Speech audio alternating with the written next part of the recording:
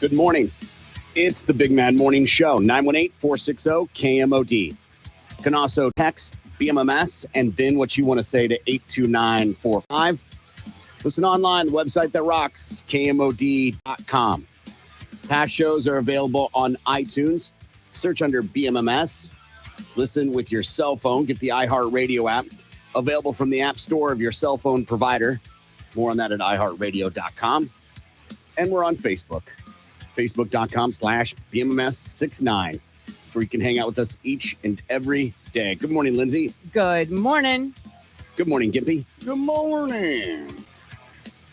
We've got tickets to see Steel Panther as they'll be at the Canes Ballroom on August 2nd. Hell yeah. We'll see what Lindsay wants to talk about. And top 5 songs. Today, top 5 songs drummed by Taylor Hawkins from listener Hawkeye. And congratulations to Jeff Morgan of Sand Springs as he got qualified for Harley Days of May. He is in the running for that 100th anniversary Harley-Davidson Dyna Wide Glide from Steel Horse Motorcycles, which is just inside Oklahoma Outdoor World off Route 66 in Sapulpa. Every hour with us, you have a chance to get qualified, so make sure you're listening for that cue. The news yesterday, I think it was about when we came in, somebody had rammed the White House. Nah, that's not accurate. A perimeter area of the White House. Yeah, they make it sound like it just ran in through the front door. Yeah, there are many levels of security to get to near the White House. And whatever, I'm not really concerned, or I'm going with the story they're telling us just because of there's an interesting fact in it. They're saying this guy from Chesterfield, Missouri, which is outside St. Louis, got on a plane, flew there, rented a U-Haul, rammed the security measures that are in place, which is this, they're pretty hard to ram, and was going to seize power from the president. Sounds good on paper. Without saying. And I was trying to think, if I was going to do this, which you shouldn't do, I don't want to do full Secret Service, you don't need to visit. Mr. Pierce? Yeah, fine. Come on. We can have a chat. We were listening to your radio I'd show love this that. morning. I'd love to have a conversation. We could do it on air if you'd like. That'd be great. Gosh, wouldn't it be funny? And then just, like things get divulged. You're like, what? It's back in June of 1983. I wouldn't pick a U-Haul. Okay. Why not? Well, they can't get very fast. They got governors on them. True statement. They're not known for their horsepower. That is true. Governors can be removed, though. Yes, but if you're flying there, you're hardly rolling with your toolkit. True statement. So more likely than not. Right. I get you. You aren't going to be traveling with a toolkit. So then the question is, what do you rent? Or did he think they just, in the greater Washington, D.C. area, you can rent like dump trucks? Right. Some heavy equipment or something. You'd need a heavy equipment. Oh, for sure. I think a bulldozer would be all right, but speed. The speed is one thing, but you don't need speed when you have brute force like that. The only thing that's slowing you down, or that would slow you down, would be the fact that your cab. All right. There's not much safety there in the likes of like bulletproof glass. You see what I'm saying? So you could easily be shot dead before. But like I said, with the bulldozer, you don't need speed. You got brute force. You just doze it over. Yeah, except this isn't, they ain't playing. No, not when it comes to the White House. No. Have you seen the video of this guy ramming this? He doesn't even know how to drive it. No. He doesn't even know how to turn a corner. And he's trying to ram one of those. They come up from the ground. They look like pieces of pie. Okay. Have you ever seen these types of stop measures? And again, this is like blocks from the White House. He was never in jeopardy of getting close. It's not like a dog or a kid climbing through the fence. Just happened. Or anybody just walking through the front door. Here's another way to ram the White House. Right. Again, not the White House. Right. Security measures leading to the White House. Oh, no, I'm going straight for the White House, man. Okay. Because that's what the guy was intending to do. So I'm putting myself in the shoes of the dude. Well, okay? okay. Well, I want to hear it, but Mhm. I think he thought he was going to get real close, and an idea there were buffers of like, Right. there's right. tiers of security. And this is where he messed up. He's using a U-Haul. He's using something with wheels. He's using because those tiers of security are there. I don't think that the White House, I could be wrong. I've never been. I don't do a lot of research on it because I really don't care. Right. You're spitball. I'm spitballing at this point. But I don't think they have anti-air defense. They absolutely they do. do. They Okay. absolutely do. Well, then I'm sure you could figure out a way to 9/11 that son of a bitch and just fly it straight into the White House. A U-Haul, they don't fly well. No, plane. Grab a plane. Grab a plane No. of sorts. No, they have, it is a no-fly zone. Mhm. Anybody in the direct path of it gets automatically yoked up. Okay. They don't play. I'm sure they scramble some jets, but I guess You would not get close enough. They have enough reach out there that they'd probably catch you in Virginia somewhere before you even make it to the Well, White Virginia's House. pretty, remember, District of Columbia is very tiny, but to your You get what I'm point, saying. you would not even get close. Okay. So there goes that idea. Let's just say a drone, right? Okay. No. That, Again, that would no-fly be shut zone. down. They would immediately be on. I would like to think they are immediately on top of it. Right. And that's the thing. We just don't know. We just don't know. And I'm not willing to Test the waters? exactly.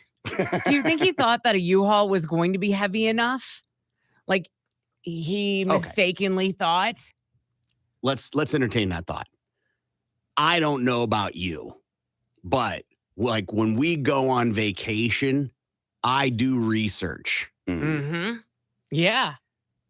And maybe it's just my persona or the rhythm of my dance floor. But I like to get a little info before, a little reconnaissance before I do anything. Yeah. I understand the nerdiness and ridiculousness that comes with me when we decide the three of us are going to go eat and I look at the menu before we ever leave. There's nothing wrong with that. You want to make sure that before you make your decision, they're going to have something that you want. That makes sense. When you go on vacation, you want to make sure that there's things there that you're going to enjoy doing. I totally understand it. I don't think it's nerdy at all. Now, would be nerdy to, I don't know, look into the security measures of the hotel or the area that you're staying in. I think that would be a little bit nerdy unless you know that you're going to like a war zone or something. And then I think that's normal. But to my point, I'm not seizing power from, one of the biggest superpowers on the planet. Yeah. Or the superpower on the planet. So I feel like if I were, which I have no desire to, don't want to, don't need to have a conversation about my inclination to, is I would do months, if not years, of research on the molecular makeup of the concrete in the path on the way to the traffic stoppers. Right. Yes. Right. What's it made of? How strong is it? What am I going to need to get past X, Y, and Z? I feel you. It ain't, hey, I'm going to also pick up ice cream on my way home, which is what it feels like this guy was treating it as. No one person could seize power of a country. No one person. You've got to be pretty badass to get past all the security, all the military, all the Secret Service, all that stuff. You're going to have a path of dead bodies in your way, behind you to get to that one person to seize the power. If you're going to seize power, you need to get a large group of people. And by large group of people, I mean an army of sorts. You're going to need at least 1,500 people that are willing to die for the cause in order to attempt to seize power. Yeah, I think that everybody watches too many cartoon movies or superhero, like one person, like let's just say you were successful in obtaining your target and putting it down. That wouldn't mean anything. Right. In terms of suddenly you get the keys. And also it would be very short-lived. Okay. What about all these other countries that have had coups, successful coups, to where normal citizens, other military leaders are tired of this leadership, so they overthrow the government, and it's successful at doing it? Yeah. So I'm speaking mostly of America and one individual. Okay. Right? A group of people, a coup is a completely different, but even then we're in question. And most of the time the coups were done by the military. Right. And they didn't do it in a U-Haul. They definitely did not, Lindsay. Awesome. Or a Penske or anything like that. Yeah. None of those. Is Ryder still a thing? I don't feel like. I don't think so. Yeah. I don't know. Been a They were while. yellow. Yeah. You know, to be honest with you, I don't know. I thought there for a little while that mug root beer had gone away because I couldn't find it anywhere. I went to the Walmart, no cans, no 2-liter bottles. I was like, tell me they didn't get rid of mug root beer. I finally found some. Yeah. But that, Ryder could Thank still you, be around Jesus. just because I haven't seen any no more. Yeah. I don't even know the last time I rented a Ryder. A U-Haul, a couple months ago I rented one. So hell, you can get a Ryder truck at looks like Pine and Minga.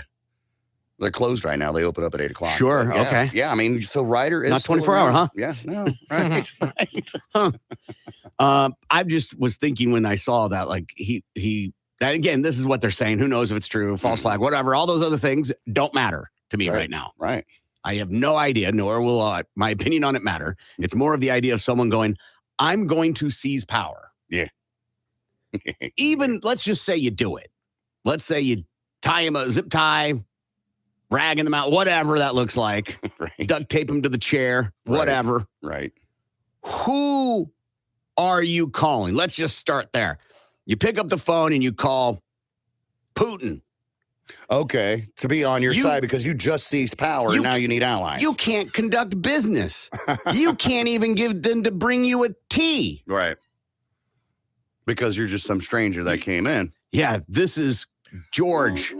I don't know, man. I don't know. Let's say one guy does seize power, right?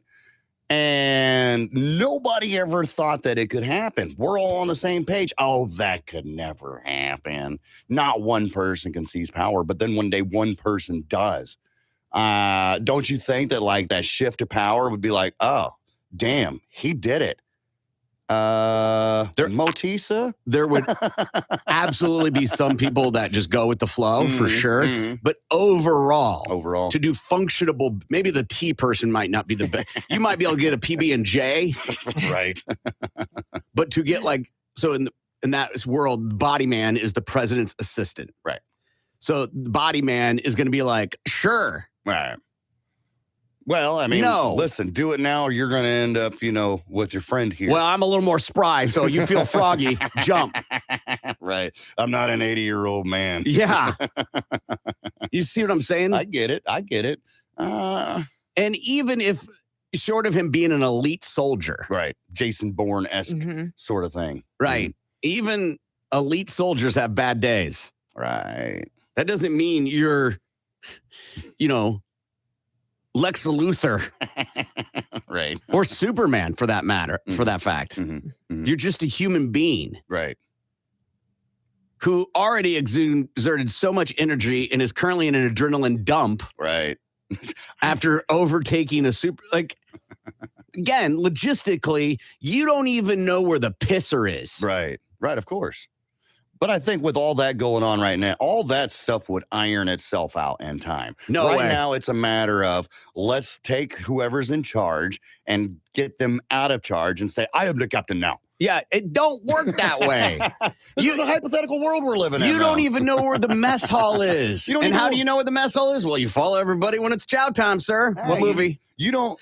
Few Good Men. You don't worry about that right yet. You've just seized power. You have just taken the president. You somehow miraculously made it through all these security measures. And you got to the man himself. And you bound and gagged him. Maybe even killed him. And now it's like, I'm hungry. I need a peanut butter and jelly sandwich. You give me a PB&J right now. Make a strawberry, crunchy peanut butter, or you're dead. No way. So you're implying people are just going to stand around while it's all happening? Yeah, no. yeah. With the man with the guns, I'm the man with the gun. Yeah. It's kind of like the idea of taking over the, like you're going to take on America. Right. Right. because you can have a gun in your home. Right. Some dork with a drone is going to end you. Right. Maybe. Yeah. Maybe. No. Unless, follow me. I know what you're going to say. Go ahead. No, what do you think? What do you think? Well, what if they also are fed up? Exactly. Exactly. Sure. With enough convincing, you can make it happen. Sure. And be Sure. like, all right, well, we're done. I'm done. You're done. We're all done. It's anarchy. And then another one's like, I'm not. Shut up. You're dead. And then another whole different facility is like, Well, yeah, you might have. you can't organize, not you, Roy, you can't organize people for a birthday party. You can't get your friends together for happy hour. What are you talking about? You might have to beat off a few people after it's all said. Well, then I'm out. There might be a couple of groups that are coming after you that you might have to fend off a little bit. But to your point, you would have to also be willing to die for the cause. Absolutely. And that is like, well, that's different than like, hey, I don't like someone's policies. Right. But to Renee U-Haul, dude, I hope he got the extra insurance. Yeah, right. I was going to say, have you seen those prices? $16.95. That's $16.95 is nothing to move my stuff. That's easy. Yeah. Steal. Yeah. But the idea of like, U-Haul's like, hey, are we going to get our truck back? Yeah, right. We have a 4 o'clock. The guy's renting it at the time. He's like, sir, it'll be back by 7. Oh, yeah. Knowing damn good and well, he had no intentions to return it. Do you like the insurance? Yes. Yes, You're going to need it. Yeah, we'd like to talk to the apprehended individual. Yeah. You can get to him later. We have to talk to him about overtaking a superpower. We know you want to get your little 72-footer down back or whatever it was. Wow. I know with the extra space for the mattresses above the cab, but you're going to have to wait. Did he get a dolly too? No. Furniture pads? Still cost extra, man. As long as he returns it with a full tank, I don't know what the problem is. All right, we got to take a break. We've got tickets to Steel Panther we're going to give away. Plus, we got our top 5 songs. We'll be back. Tulsa's morning. And adult websites. Just to show that he's not a total deviant. Yeah. He's responsible. Yeah. He takes an Uber when he goes out. Yeah. Come on. Drugs, prostitutes, DoorDash, and adult websites.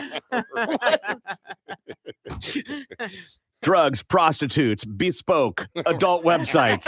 Why did they throw that in there? It's so weird. The detectives say at least 16 clients lost more than $850,000. They believe there's more victims. He could face as much as 30 years in prison if convicted on all charges. Damn. Congratulations. I got good news. I got bad news. What's the good news? We won. Woohoo. What's the bad news? Ooh, there's no money left.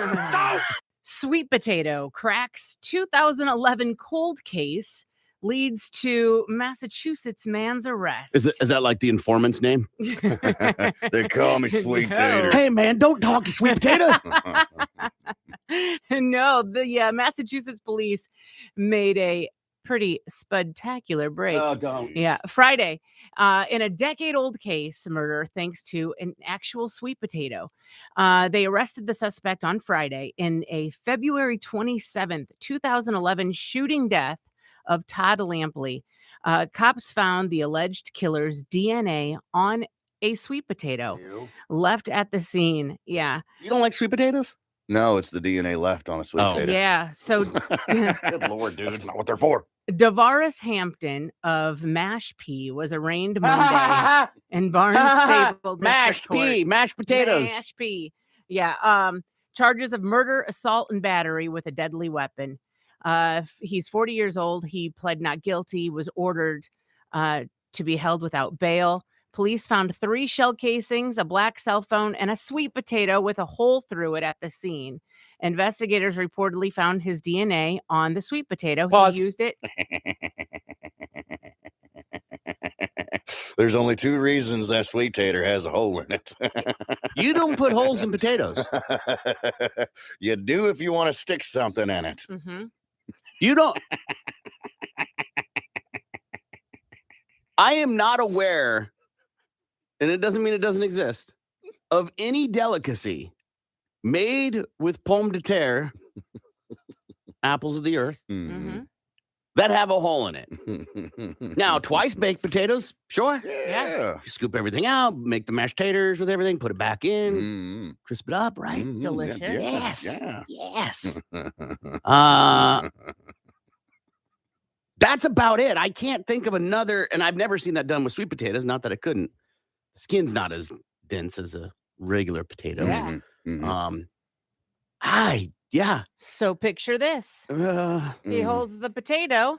My mouse says the potato, or my Everybody who's watching at Mhm. home, yeah. he used the sweet potato as a silencer. Yeah. Mhm. Yeah. Got it from a TV show. Yes, he sure Mhm. did. Oh. In court, prosecutors recalled a scene in the hit HBO series The Wire Right. when a sweet potato right. was used to mask that a show. gunshot. I think a sweet potato is the worst potato to use as a silencer Oh, okay. Say because more. it's weird shape. All right. Most do have sweet weird taters shapes, are yeah. oddly shaped. If you want a good tater to silence your pistol, you're going to use like a regular bacon potato, right? Something large, girthy, No. No. not something that's all weird and jagged looking. Here's why I say a sweet potato makes a great silencer because of its odd shape. They're so weird. Most times you have sort of a skinny side to it and then the wider side to it. So you have kind of like a handle and then the part for the gun to go through. I would go with the density of the material on the inside of a regular potato, or like a russet. Finer A point russet, potatoes. like, potato. is like not. It's not as dense as the interior of a sweet potato. Mm. But to me, the amount of work you have to do. Yeah. I wouldn't be holding the tater up to the gun and then pulling the trigger. I'm afraid something happened and end up blowing a thumb off. Yes. I would be drilling a hole That's in said what I'm tater saying. and then Yeah. slide it over the barrel. What? And then you got to make sure you have the right drill bit. Right. This feels like a lot. Just take a 2-liter bottle, like he did in The Shooter. Right. Or an old oil filter. You get that from a lot of zombie video games. Right. Mm. Or maybe sleep on it And they come back and then decide if it's still something you want to go I after. don't want to shoot this person now. Huh. Hmm. Okay. Yeah. Whew. He's I'm doing so happy that was what you were getting ready to demonstrate. Uh-huh. I literally thought I was witnessing someone's last moment on radio. I was like, go ahead, girl. See what you got. We all control our own destiny. Right. Why didn't you stop her? Why? You tell me not to intervene. Right? Here on the Big Man Morning Show, we let them hang themselves. Yeah. Woman busted with vagina meth. They started off as a typical traffic stop last week where police had stopped Anthony Peza and his girlfriend Tiffany Chapman. They asked them, hey, y'all got any drugs in the car? And they're like, nah, man, we're good. They're like, all right, well, you're going to have to get out of the car so we can search it. And they're like, okay. So they get out of the car and the deputies start searching the car. Well, in the car, while they're searching, they found all kinds of stuff. They found paraphernalia, baggies, scales. They found another bag that had several different prescription bottles in it with the labels removed, which is not good. Not like that. So while they're searching the car, Tiffany's like, hey, I've got meth in my muff. And they're like, huh? And they're like, she's like, yeah, you might want to come get this. So they call a female deputy out. I believe the audio sounded like this. I think you want to come get this. So they call a female officer out, and she ends up retrieving 10.8 grams of meth from the woman's box. And Glove box. They ended up busting both of them for the same thing. They both got busted for trafficking meth. They both got busted for possession of marijuana and paraphernalia. And they are both sitting in the pokey right now. I know some of you are thinking, did she get any breaks because she let them know she had illegal contraband inside her muff? Probably not. You're supposed to tell them. Yeah, because if you go into the jail with it, oh yeah, that's an extra charge. Viral video shows car dealer peeing on woman's ID. This happens in the beautiful state of Wisconsin. Police there are looking into a viral video that appears to show a car dealership urinating on a woman's driver's license. In a Facebook post, the victim said she left her ID at a used car dealership in Kenosha over the weekend. A few hours later, she was home eating cheese and then was horrified to see a video of someone peeing on it making the rounds on social media. It's unclear if anyone will be held accountable. On a positive note, the dealership wants to offer the victim a free car. Yeah. She apparently was trying to buy a car, changed her mind, called and said, I've left my ID. I'll send you $5. When you get the $5, will you mail me my ID? Yeah. Mhm. And they were like, oh, yeah, we'll mail it. Uh-huh. And then it shows them saying the name and everything, full stream. The video's on our thing, full stream onto this woman's ID. I am no expert in the automotive industry. Lindsay, for sure, in the room is the automotive expert.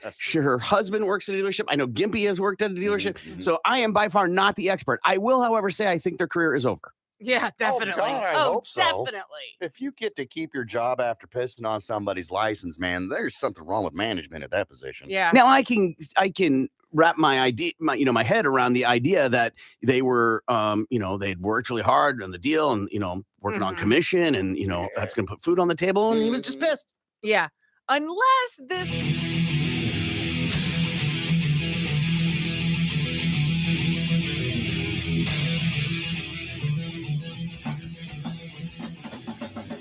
Good morning. It's the Big Man Morning Show, 918-460-KMOD. You can also text BMMS and then what you want to say to 82945.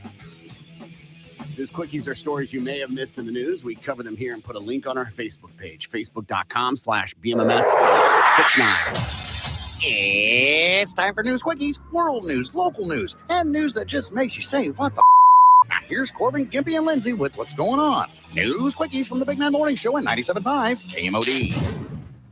New York woman arrested for exposing herself at McDonald's. This happened in Saugerties, New York. Cheryl Johnson, 49 years old of Westbury, arrested on May 18th at 4:49 p.m. Saugerties police responded to a call at the 350 Route 212 McDonald's location for a report of a female.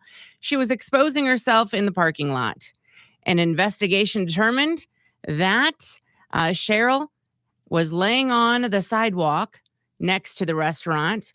She pulled her pants and underwear off and allegedly began to repeatedly raise her legs above her head. Look what I can do. Yes. Before deciding to run around the vehicle in the parking lot. Police say she then got into her SUV, popped out of the sunroof with her breasts exposed. With her nuds. Yes.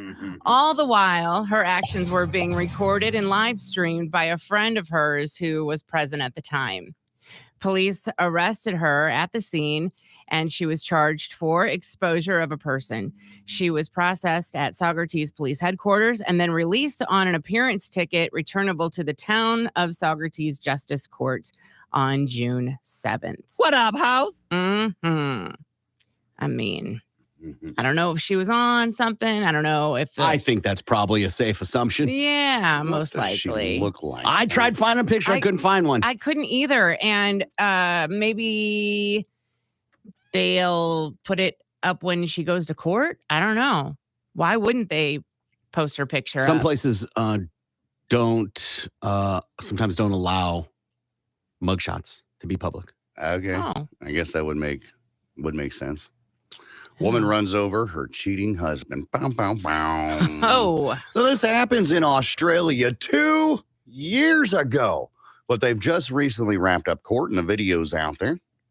So what had happened was there's this gal. Her name is Christy Lee Kennedy. She was married to a guy named David Larkin. David tells her, hey, I'm going to go get the kids. She had been suspecting that he had been cheating on her for a while. So he's like, I'm going to go get the kids. She says, all right, whatever. So she uses a phone app to track him down. She hops in her BMW SUV, drives to his location, and what does she see? She sees her husband, David, making out with a gal named Zoe in the middle of the street. Damn.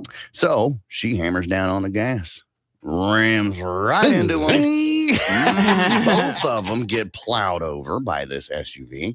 And as if that wasn't bad enough, Christy got out of the car. She goes and pulls the hair of Zoe and then punches her in the face and then drives off. Damn. Yeah. Ambulance authorities, all that stuff comes out. Reports taken, blah, blah, blah. Flash forward a couple of years later. They're in court. Christy tells the jury, and she maintains this stance the whole time.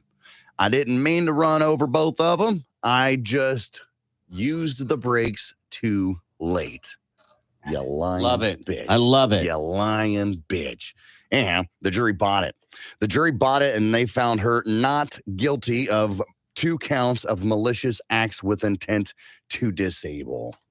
She got off scot-free. She was mad he was. Man allegedly shoots roommate for eating last Hot Pocket. Let's be a warning to all you roommates out there. Hot Pockets tend to be a problem. Gross. Louisville man is accused of shooting his roommate over food on Sunday. Police have arrested 64-year-old Clifton Williams. 64 eating the Hot Pockets, huh? 64 with a roommate.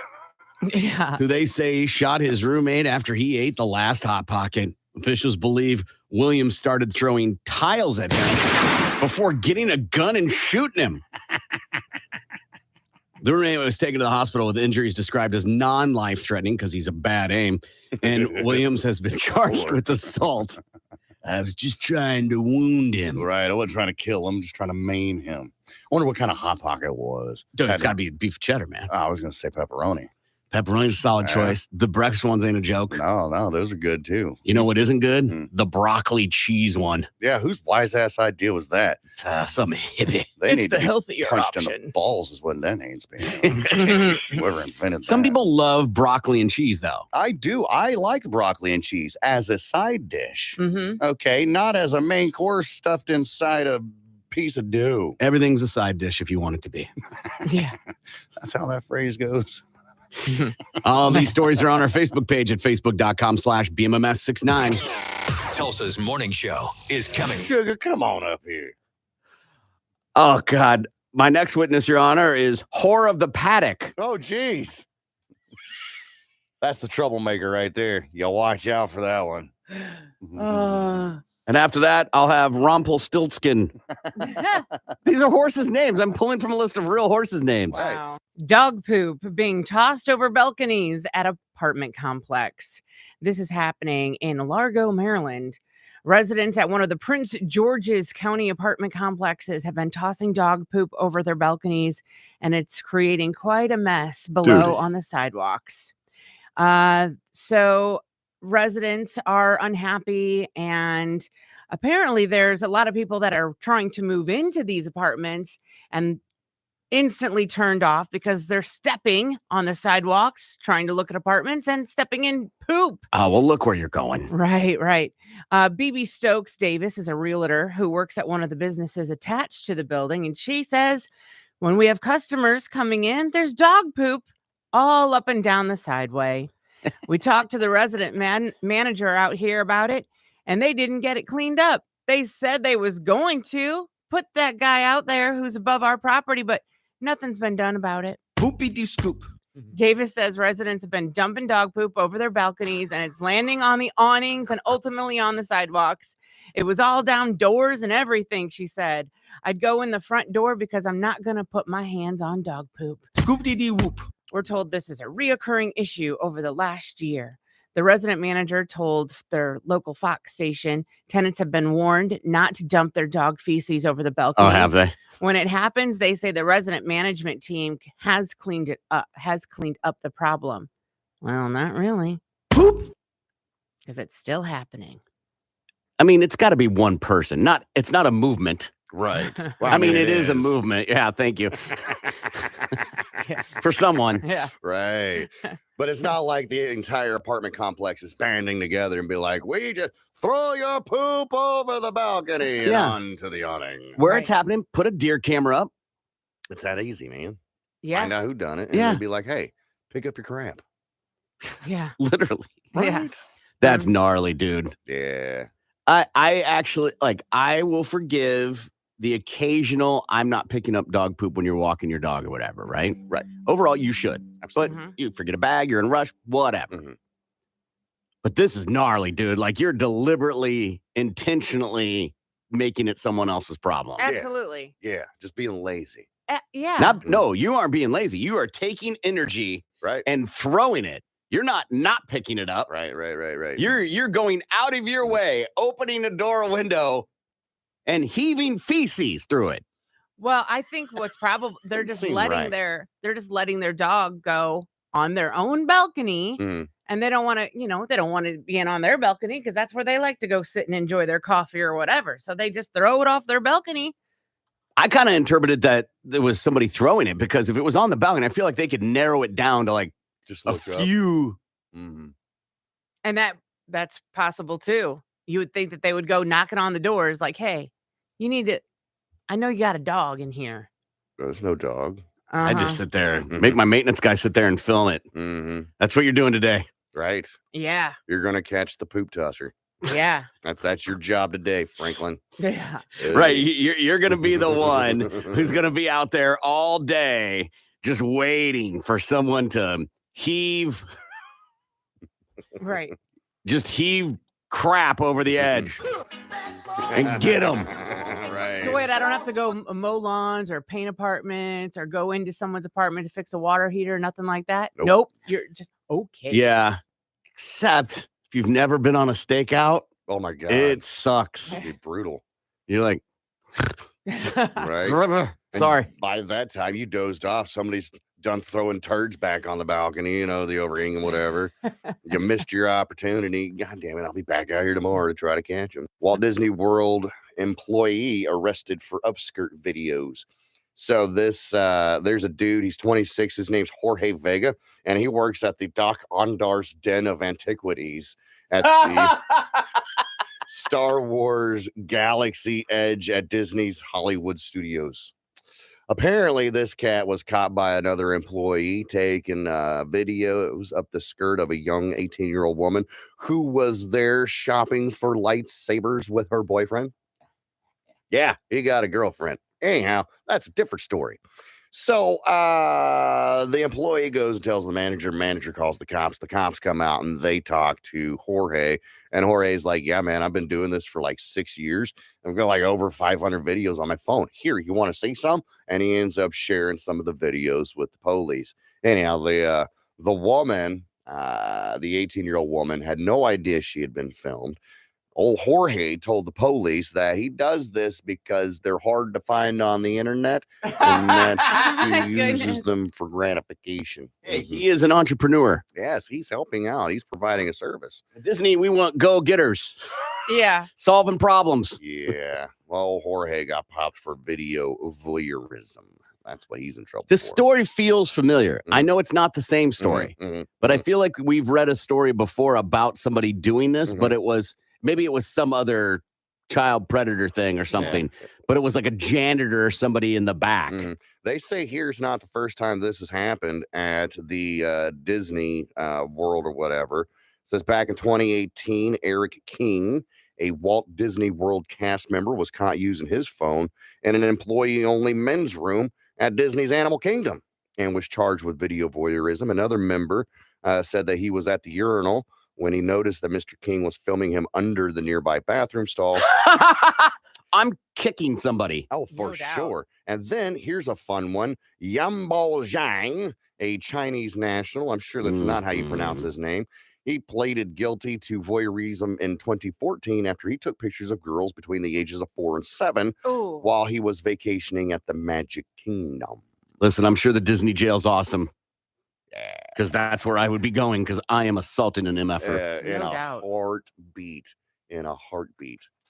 I don't know if they're like, let's say I'm at the urinal, like taking a whiz, and I look down and there's a phone filming me. I'm just going to piss on the Yeah, phone. my aim's going to get Yeah, really for bad really sure. quick. Absolutely. Absolutely. Now, if I find out that you were videoing my little girls, that's a different story. Cattle with tongues missing found in Texas.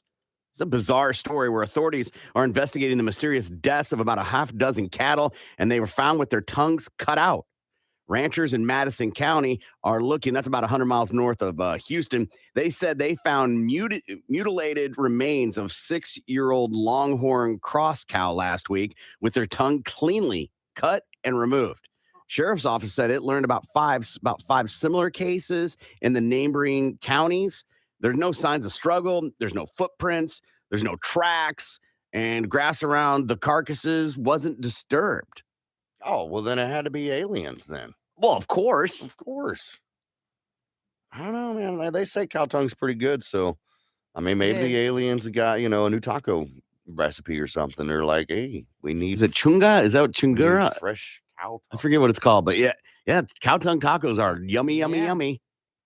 I like a good tongue taco. I saw yesterday, or maybe it was this morning, that in an interview with Bam Margera's family, he left a crazy message to them, and apparently they played it, and he's on the run. Really? Yeah. Like he admitted it legit. He is on the run, running from The police. Yeah, Okay. with a girl, her kid, and meth. Some other girl. Yeah, some other girl. Yeah. We're going to run out of meth eventually, but Yeah. okay. And Uh-huh. my thing is like, come on, man, what you're facing isn't that crazy. Now You didn't rob a bank, Yeah. right? It's not like you would be going to prison for a long time. Right. It was assault, right? Yeah, In a yes. sense, yeah. But it would be knocked down pretty far. yeah. If he even stuck, right? But the thought of doing time in the big house But makes people just zoom. yeah, except it probably wouldn't be the big house. No, it'd be a little house. Yeah. County Yeah. house. And so like you would probably would help. And you're just like treating it like you're Bonnie and Clyde. Yeah, Yeah. right. With a kid. Right. Yeah. That's something Bonnie had. But like you're just running like come on, don't do this. He's going to get caught up. He is too recognizable to not be caught up somewhere. You know what I'm saying? If we were here, let's say we're having lunch at Sam's Southern Eatery, and Bam sitting there eating some of that delicious fried shrimp or whatever. It's funny you bring that up Yeah. because Lindsay and I just this morning, my wife flew out of town yesterday for some work. Uh-huh. And in the airport, she sees one of the ladies from Real Housewives of Orange County. Uh-huh. And she's like, is this Vicky? And I'm like, sure. Because I watch it occasionally with my wife a lot. Uh-huh. And so Lindsay does her stealth, sleuthing Mhm. and finds out she's got family here. Yeah. Oh, how And about that? yeah. But yeah, you're right. Like somebody is going to be like, hey, man. Yeah, that's Bam. That's Bam. Side note, Pippi Longstockings is moving to Tulsa. Just thought I'd let you know. Really? Yeah. What? The gal who played Pippi Longstockings in the 90s movie, Erin something another, I think that's her name. I had seen it on the Facebook. She went and visited the Outsiders House Museum, Mhm. posted a picture of it and says, I'm so excited to move to Tulsa, blah, blah, blah. And I'm like, well, that's cool. Pippi Longstockings, huh? Totally deserve that. Yes. What? Yeah. No. Yeah. What? Yeah. You know better. She gets passes. You know better. I'm just figuring while we're talking about actors and Tammy actresses here- Aaron? Is that her name? Yeah, that's your name, Tammy Aaron. You had your chance 15 minutes ago to bring up that name and put her on a list. That's true. Right. So She would've now been excellent. you're getting finger shamed Oh, for Leroy Jenkins. For shame. How often do I Your Leroy atonement is going to be Jenkins? big. How often do I Leroy Jenkins? Come on. Not that often. Dude.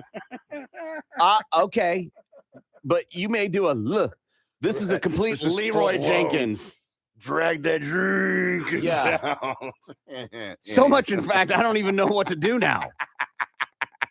That was a giant Leroy. Yeah. Well, you might just be able to see Pippi in town somewhere. But yeah, dead Jerry Springer. I wouldn't even know Pippi Longstocking if she came up to me and said, I'm Pippi Longstocking. Really? You never Pigtails would, huh? sticking out. Unless she has the pigtails. Uh-huh.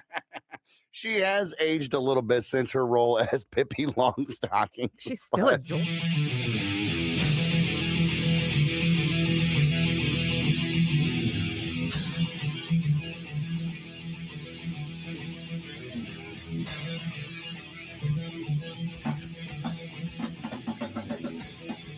Good morning. It's the Big Mad Morning Show. I know Lindsay's going to do sports, but I wanted to bring up this about Rick Hoyt, if you don't know who that is.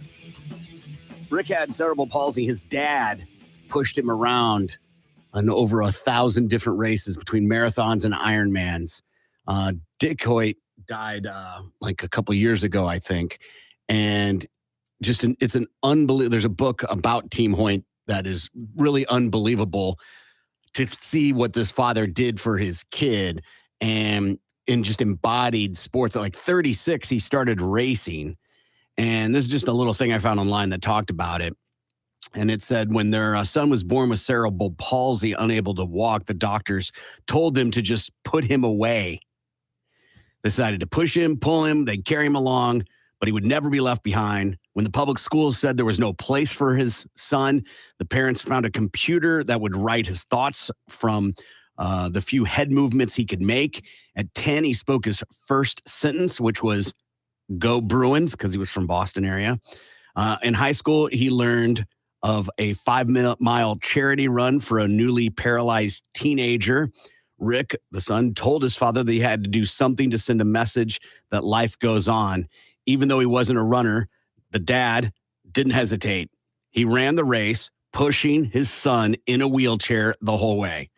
They finished next to last, but they thought it was a victory. That night, Rick typed out these words: "Dad, when I'm running, it feels like my disability disappears." So the dad decided it was time to keep running, and always with his son in front of him. 234 triathlons, 67 marathons, 6 Ironmans. Rick Hoyt was still unable to walk, but with his father, he got to run.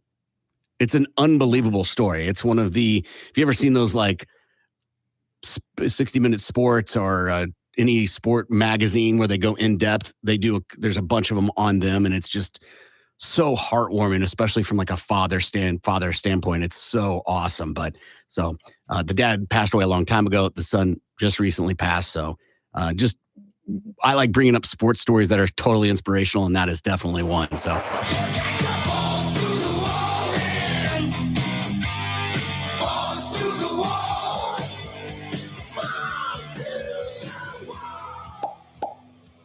The Boston Celtics avoided elimination with a statement win in Game 4 of the Eastern Conference Finals. Boston defeated the Miami Heat 116-99 to pick up its first win of the series. Jason Tatum erupted for 33 points, 11 rebounds, and 7 assists in the win. The Heat hold a 3-1 series lead as the series shifts back to Boston for Game 5 on Thursday night. The winner of the East will take on the Western Conference champion Denver Nuggets in the NBA Finals, which start on June 1st. And that is your Balls to the Wall Sports. I'm Lindsay at 97.5 KMOD. Balls to the Wall Sports is powered by Miller Lite, the original light beer. Great taste. Nonetheless, they arrested him Friday at his home for aggravated burglary and assault. So, like, there's a story as recent as March about assaults happening in hotel rooms. Okay. And that they are on the rise. Really? Because of the use of the electronic key, specifically women, happening to women, right? Mm-hmm.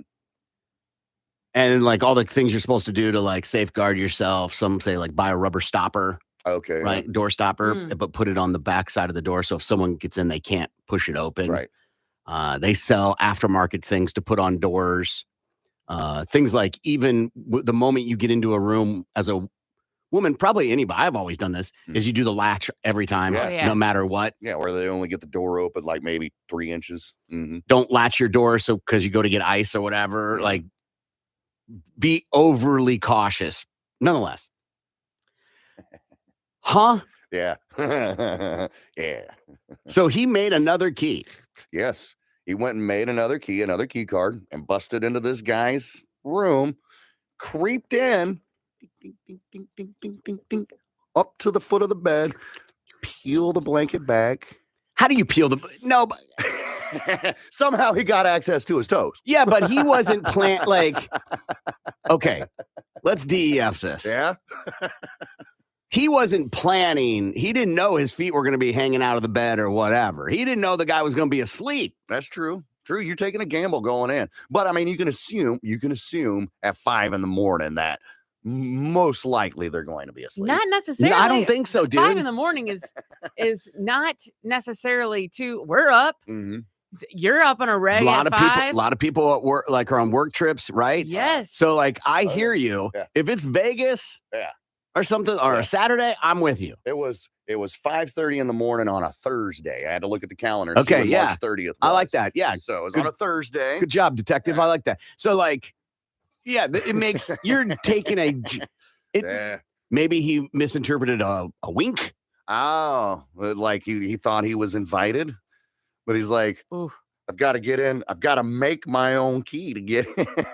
You see what I'm saying? So, It just feels weird that he didn't know. Again, he didn't know the feet were going to be available for sucking.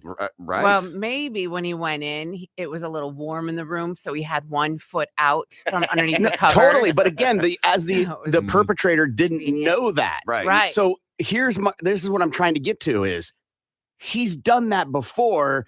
This time the feet were just available. He snuck into rooms before. Maybe not have sucked on any toes or anything. Yeah, because they were all covered. Because you Yeah. don't just lightly lift; they're tucked in. Yeah. Hotel sheets are notorious for being super tucked Yes. in. Yeah, Good point. That's a good point. And that just goes to show you never know. Yes, You which never is know. going back to what I said. The assaults that are happening in hotel rooms and the lack of security people are putting on themselves when they stay in hotel rooms. And what kind of hotel was it? It was a Hilton.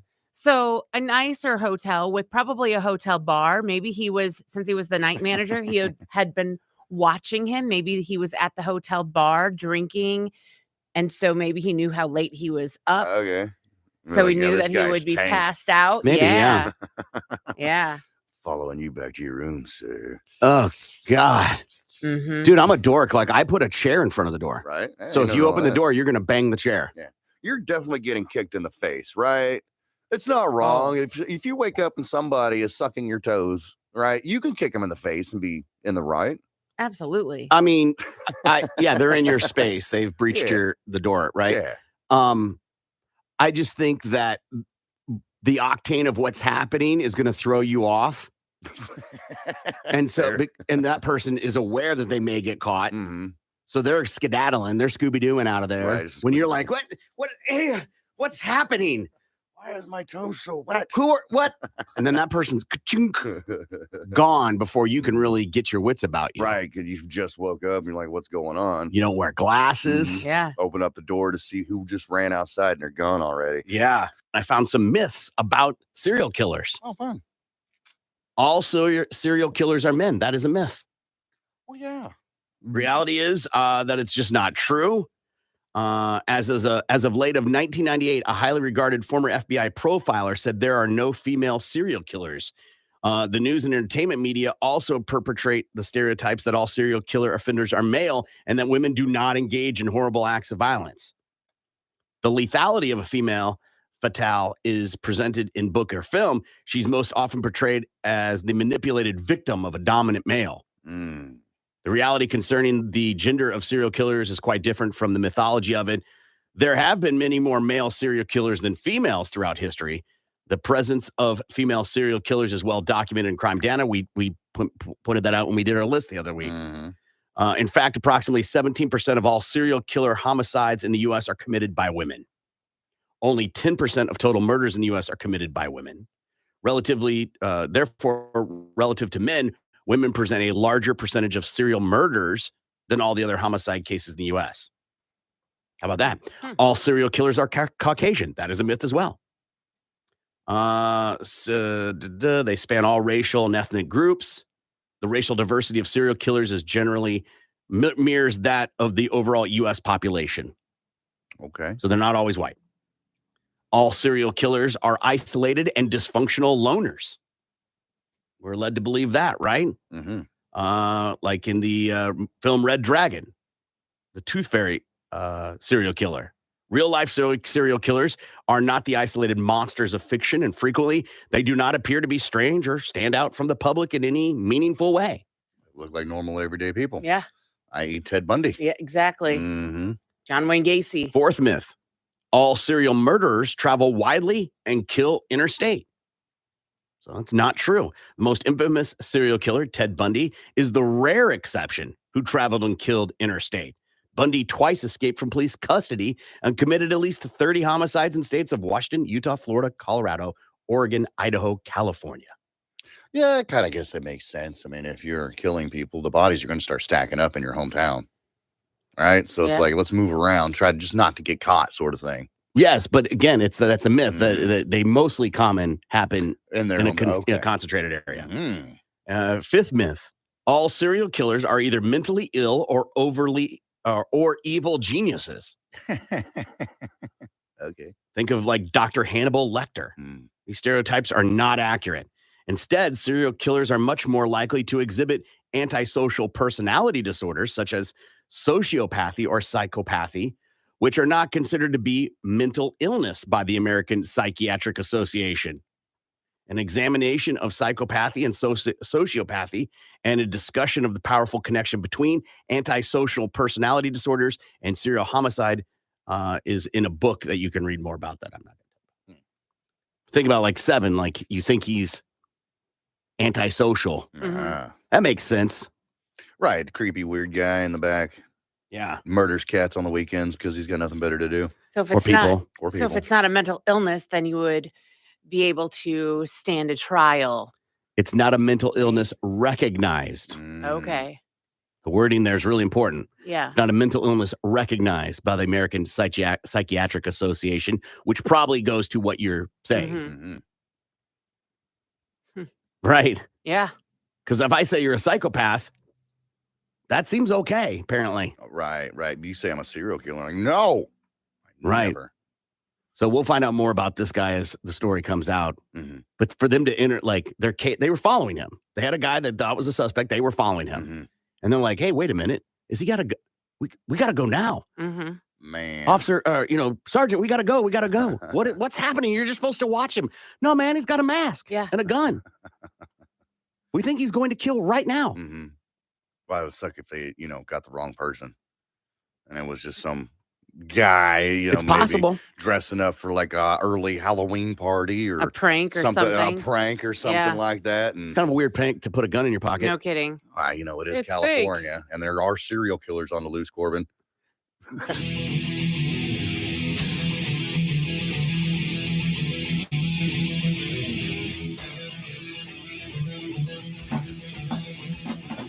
Good morning. It's the Big Mad Morning Show, 918-460-KMOD.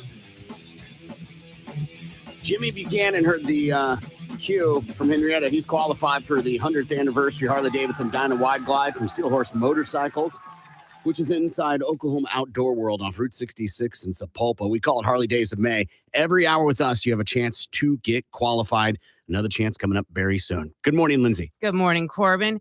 Trivium and Beartooth are at the Tulsa Theater Sunday, June 4th. You can sign up still to win your tickets at KMOD.com. Good morning, Gimpy. Well, good morning, Corbin. I'm going to be at Middleton's on Thursday, 5 to 7. Middleton's is the day first guard. I'm going to get you signed up to get qualified for the Harley Days of May if you can't get in on the phone with us or anybody else. Lindsay, Lindsay, L-I-N-D-S-E-Y, Lindsay. Lindsay. Lindsay. L-I-N-D-S-E-Y, Lindsay. My coochie's hairy.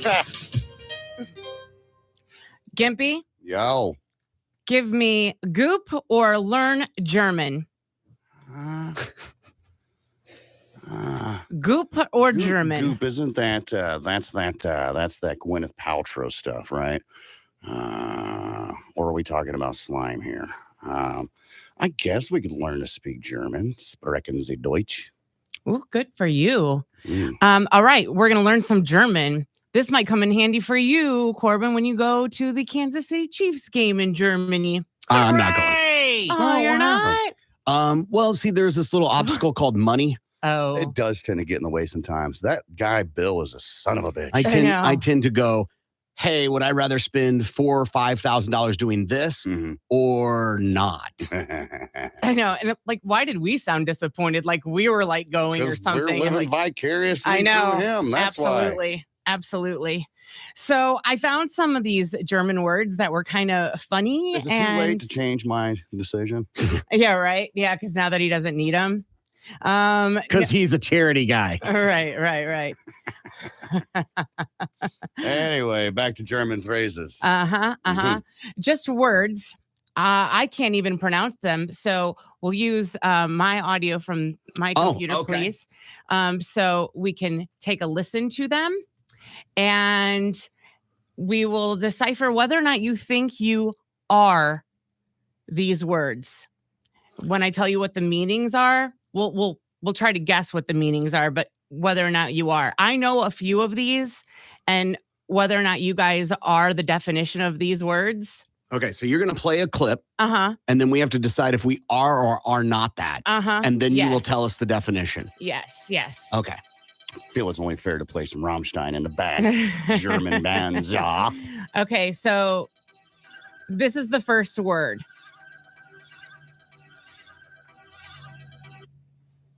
Oh, hold on. I had that. Okay. Sitzpinkler. Sitzpinkler. Sounds kinky. Do you think you're a Sitzplinker? Sitzpinkler. I don't think that I'm a Sitzplinker. Totally. Do you know what it is already? Sitzpinkler.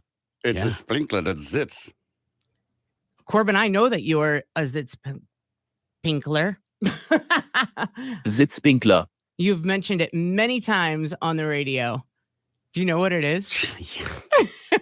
Germaphobe. No. Clean freak. No. Control freak. If I were a guy, In charge, I would be smart, a Sitzpinkler. sex maniac, Sex maniac. sure, Sitzpinkler. macho man. Ooh, yeah.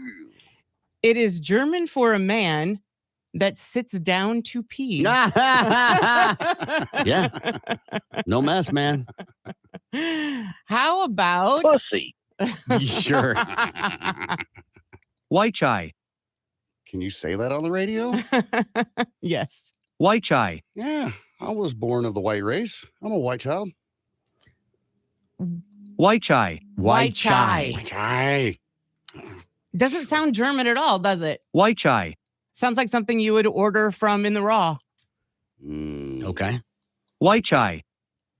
No, I am not a white chai. I'll take the other side of this one. Sure.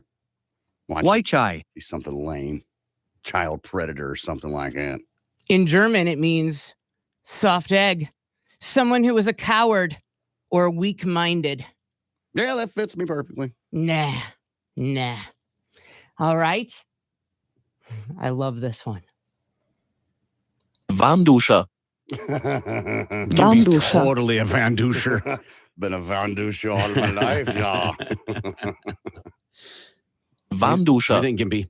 Van Duscher. Sure, why not? I'm totally a Van Duscher. I think we all are.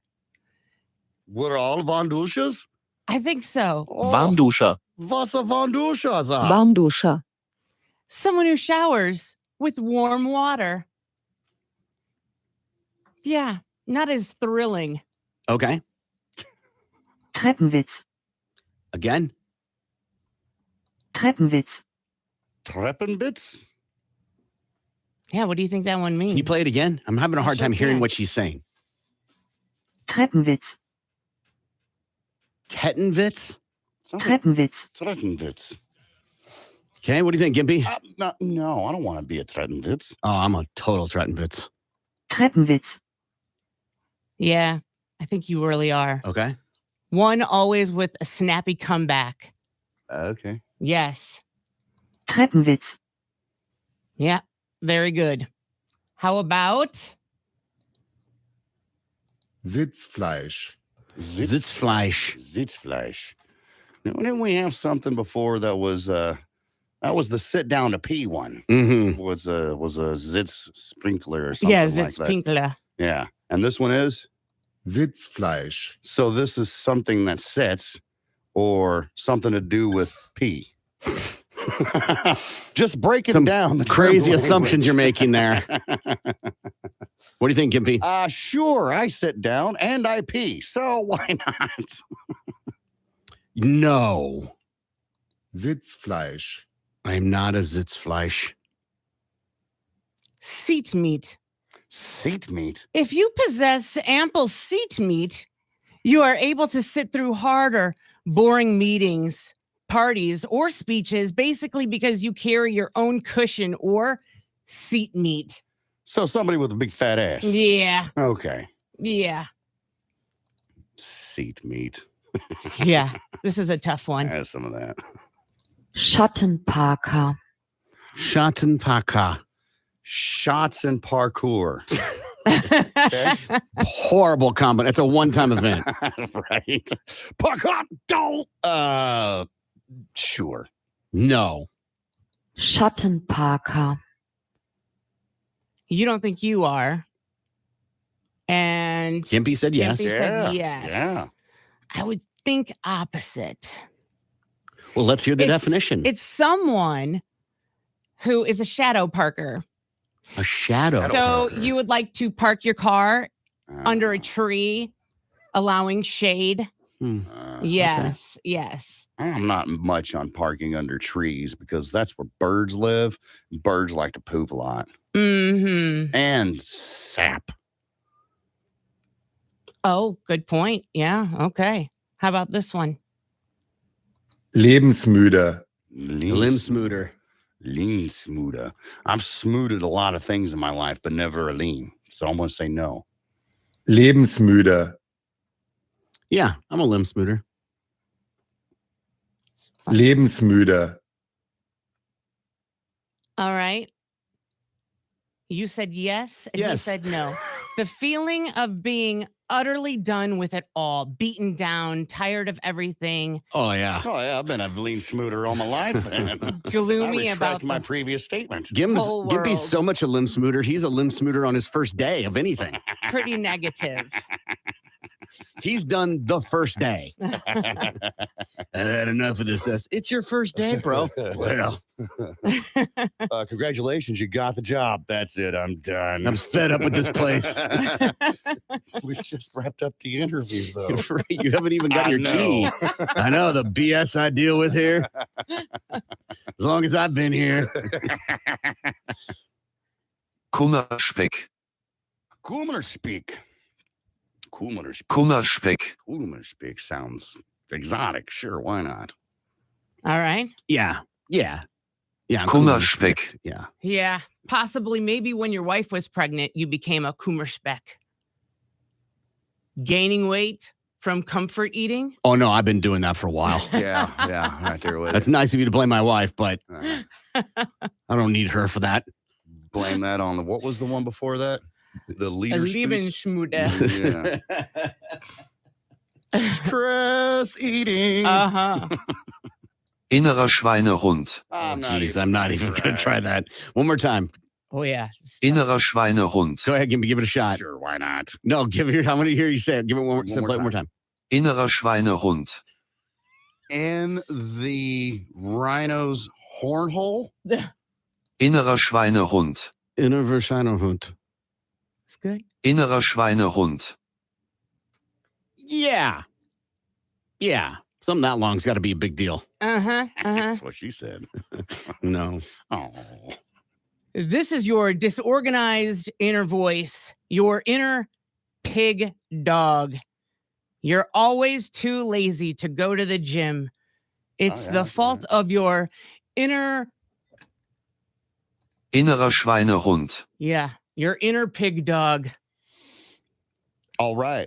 Uh-huh. Uh-huh. Here we go. Fremdschämen. Fremdschämen. From shaman. Shaman. I was raised from shaman. Fremdschämen. Oh, For shaman. I'm a no for that dog. Fremdschämen. Gimpy? Sure. Why not? It's when you cringe in phantom pain when someone makes a fool of themselves. Oh, like when you're watching America's Funniest Home Videos and somebody gets hit in the nuts. Mm-hmm. Oh, okay. Oh, no, I think that's funny. Yeah. That's hilarious. Cringe just a little bit. Like, ow, I can feel your pain, bro. Hey, real quick, Lindsay, while we've got just a couple more minutes left, what was Goop about? Let her finish. Backpfeifengesicht. Huh? Bagpiping disease? Backpfeifengesicht. These people are German. They can barely speak it. I don't know. Yes. Backpfeifengesicht. Yes. Yes. We're both yeses. Yeah. Someone who you feel needs a slap in the face. Totally. Totally. At least once a day. At least. And lastly, here, if someone, this might be something growing up, Corbin, your brother may have said to you, if he Okay. wanted to pick on you, he may have called you this. Drei Käse hoch. Guy keys a hole. Drei Käse hoch. I thought he said dry geezer hole. Maybe that's what you wanted to hear. Maybe. Drei Käse hoch. You. Drei Käse hoch. This is definitely one of the porn videos you will tell us about at 9. Yes.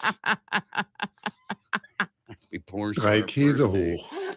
And movies like Dry Geezer Hole. No. Gimpy? Sure. 3 cheeses high. It is a term, they say humorous, a way to describe a person who's lacking in height. A guy Keyser hole. Dry Keyser hole. Drei Käse hoch. You're a G Glykeser hole. Yeah. Mm-hmm. Drei Käse hoch. Yeah. So there's the one insult on the learning German list. So there you go. Learning German today. And Goop was the Father's Day list from Gwyneth Paltrow's Goop. Oh God, I'm glad we didn't go that one then. Yeah, there were some Nope, interesting you don't things get to go on the down it. list, though. Yeah. Use that for next time. Yeah, you're welcome for the German. Lindsay, Lindsay, Lindsay, Lindsay, Lindsey, Lindsay. Lindsay. Lindsay. Yeah. That's just, let's throw in the towel here. Well, I mean, you arguing back and forth. Right. There's not going to be any resolution. Let's just agree to disagree. I see that as I don't have anything else to argue about. I have nothing left. I have no more ammunition. Mhm. And I can't accept that I've lost, Right. or I can't accept that I've won or whatever. Uh-huh, And so you go to that statement. you should just stomp your feet and walk away. It's just a joke. Oh, geez. Said I've that said that. Yeah. several times on this show. Well, okay. What is said on the show Uh-huh. is different than reality. Right. Right. I get that. I get that. They're just jokes. Say that to the people they're directed to when they take Yeah. it personally. It's just a joke, man. Calm down. These are annoying things people say. Let's unpack this. Okay, moving on. yeah. Mirror you. Do you know who I am? I've never said that. Never. I never have either. Not like to anybody in particular. Like, I'm at, bar, restaurant. You know who I am? Right. No. But like in a joking matter. Telling a story? Yeah. For sure. You know who I am? No, you're right. Come on. And I've been with people that have said it and it makes me cringe. Like where they've said, do you know who this is? I'm like, don't do that. Don't do that. Next couple are going to sting. Mm. It is what it is. Oh, that's my fave. That is my absolute fave. I will validate that is annoying to hear. Well, actually, Ugh. Those come in on a lot of Yeah. texts on here. yeah. And on this show. Mhm. Love the sinner, hate the sin. Nope. Again, another phrase that people use to excuse behavior. Right. Yes. I always keep it real, and a lot of people can't handle the truth I speak. That's just a way of saying I'm an asshole. Totally. I've said that. I've said that line. Mhm. That's problematic. I don't find that one annoying. No. That's an observation you're making. You're not critiquing anybody. You're like, well, that's problematic. Yeah. You can see something on the horizon like this is going to cause some issues. Yeah. I need to speak to a manager. Hi, Karen. I've never had to say that. I can't, upon reflection, like with not in the moment Mhm. of a fly in my soup or whatever, I can't think of a reason I need to speak to the manager. No. It's simple. I just won't come back to X place, wherever it is. Agreed. There's nothing me speaking to the manager will fix. No. It is strictly an ego move. Mhm. I need to know you've heard me. Right. I need to believe you're going to fix this. hmm Not to play the devil's advocate, but show's based off that theory. Trust the science. I've heard that too. Right. I'm just an aggressive person. I'm just an aggressive person. I have a lot on my mind. I'm an asshole, and I need to get all this out. Full stop. That sounds familiar. I've heard that. Why are you such in a bad mood? Bitch, when I'm in a bad mood and you go, why are you such in a bad mood? Whew, Mhm. whew. Just stay. Don't even ask. Right. Or when they think that you're in a bad mood. Why are you so angry? Why are you so grumpy? I'm not. If I was in a bad mood, you'd know it. I mean- I'm just here chilling. But on the same side, Uh-huh. if someone like shouldn't we be better as individuals and goes, hey, someone's being concerned and just calling a spade a spade. Right. Hey, why are you such in a bad mood? I'm not in a bad mood. Right. Okay. I'm Stop concerned yelling for at me. your mental well-being, Sure. man. Sorry, next time I'll use a more politically correct term, you pussy. Just leave me alone. Hey, listen, I'm just keeping it real. I'm just being honest. Yeah. Got a lot Full on your stop. mind. Is there another way to come at someone like that? If you recognize someone in a bad mood? Oh yeah, it's easy. Just leave them be. There's definitely don't play an active part in the person's life. Probably you have to be a little more kid glovish, right? And you're like, hey, little fella, you look like you're struggling. What's been going on? Come on, here's a lollipop. Tell me what the problem is. Can I be a shoulder for you to cry on? Here's another one. Live, laugh, love. I've Said seen it. those signs. My wife finally is getting rid of the gather sign in our dining room. I have Oh. no idea where we're going to eat. What's your reason for getting rid of it? She's just like, all right, I think I've pushed the button enough. Fine, we'll take it down. Why are you in such a bad mood? People come over, or my girls will go, where are we eating dinner tonight? I'm like, just look for the sign. Right? Tell you where to go. Yeah. I Yeah. totally thought you were like, I have no idea why. I have no idea where we're gonna eat. Right, because the sign says I know, gather. I love it. And it's a play on like, hey, we're I family. know. Okay. This is Trying awesome. to help you. For your situational awareness. I don't. No. No, Whatever. seems like a lot. Another one that is a button. Calm down. Yes. Calm down is a move someone says to try and like establish alpha. Right. Dominance. Yeah. Instead of peeing on their leg or whatever. Yeah. Just calm down. This line. I work hard. When I hear this line, I just laugh inside.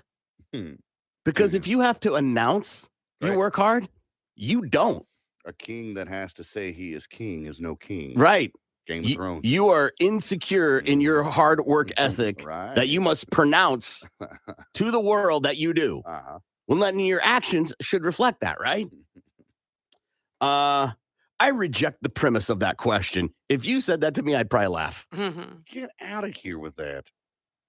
Gimpy and I laugh about this one all the time. If I were you, Mm. You should just. you should just as a variation of right that. along the same lines. You yeah. need to. This is another one I love. Threat to our democracy. Oh, good Lord. Must be nice. Like, must be nice. Mm. Oh, I was Must thinking be of more like, nice. you must be nice. No. Must be nice. Mm-hmm. Are we there yet? You know, it must have been when I got my white New Balance that I realized how annoying that phrase is. Yes, absolutely. Dad mode, man. I can't stand that. Mm, Are we there yet? You'll know. How will I know? When I park the car. Mm. right. And then you stop at the gas station, take a whiz, right? Because you've been on the road for 16 hours. Are we there yet? But you said we were there when you stopped the car. I got to piss. Shut up. Knowing things people say. I'm the type of person. Ugh, Hear me out. no. Per my last email. In other words, I ain't going to say it again. No, meaning you didn't read it. Mhm, Right. mhm. Do your own research. Lazy ass. Because I said so? Sure. Mm-hmm. That's a good dad answer right there.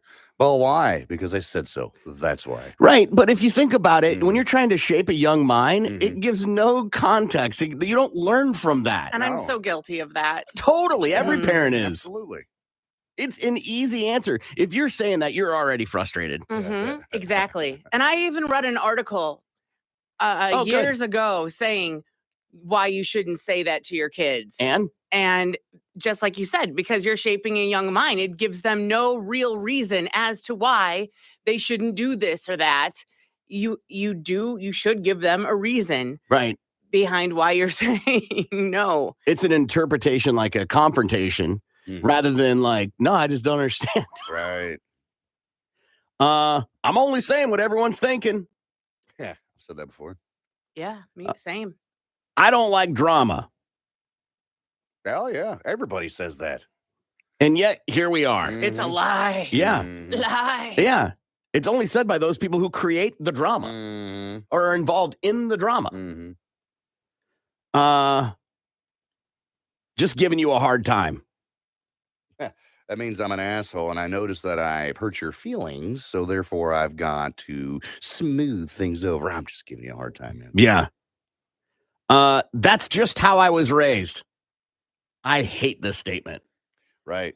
Because you can't evolve. We can't evolve as people. No. You can't want to break the cycle that happened to Right. you. No. I get it. No. Those issues are deep rooted inside me. Right. And therefore, everyone must be exposed to them. Absolutely. Because I was. 3 charged in kidnapping extortion plot. 3 people have been arrested after torturing a man in a hotel room in Tennessee. It happened on the 21st of this month when police say 25-year-old Jessica Mortensen lured a 25-year-old man to a hotel room. Inside the room, 41-year-old Harry Kingham and 37-year-old Joshua Frazier forced the victim to remove his clothes, then held him at gunpoint while taking him to the bank to withdraw thousands of dollars. The victim was then thrown out of the car in his driveway. Oh, damn. All 3 suspects then returned to the hotel where the incident happened. Where police found them. Yeah, and you never go back to the scene. Right? Yeah. Come on. There's a drug involved, Lindsay. Can you guess what drug is involved? Meth. Yes. Nothing good comes out of methamphetamine. Nope. Yeah, and apparently he made an arrangement because he knew this girl from high school, and he made an arrangement for sex for $300, and the police were like, we're not charging him with solicitation. He's the victim here. Right. Even though he was participating in a crime, they knew he would fall for it. They clearly took advantage of him for hours and made him give up his information, so he's not getting charged with. So I don't know if maybe he was somebody of some sort of brain disorder or on the spectrum or something that made him, according to the news report, gullible. Okay, yeah. Maybe just one of those lonely dudes, and this was the hot chick in high school. And it's like, what? Yeah. Megan wants me now? Yeah. Well, Megan's, 45 right now and has got 6 kids and a drinking problem, but meth problem. A meth problem. And but it's okay because he remembers teenage Megan. And he's like, well, I'm gonna get me some of that. Yeah. Finally, I get to touch my unicorn.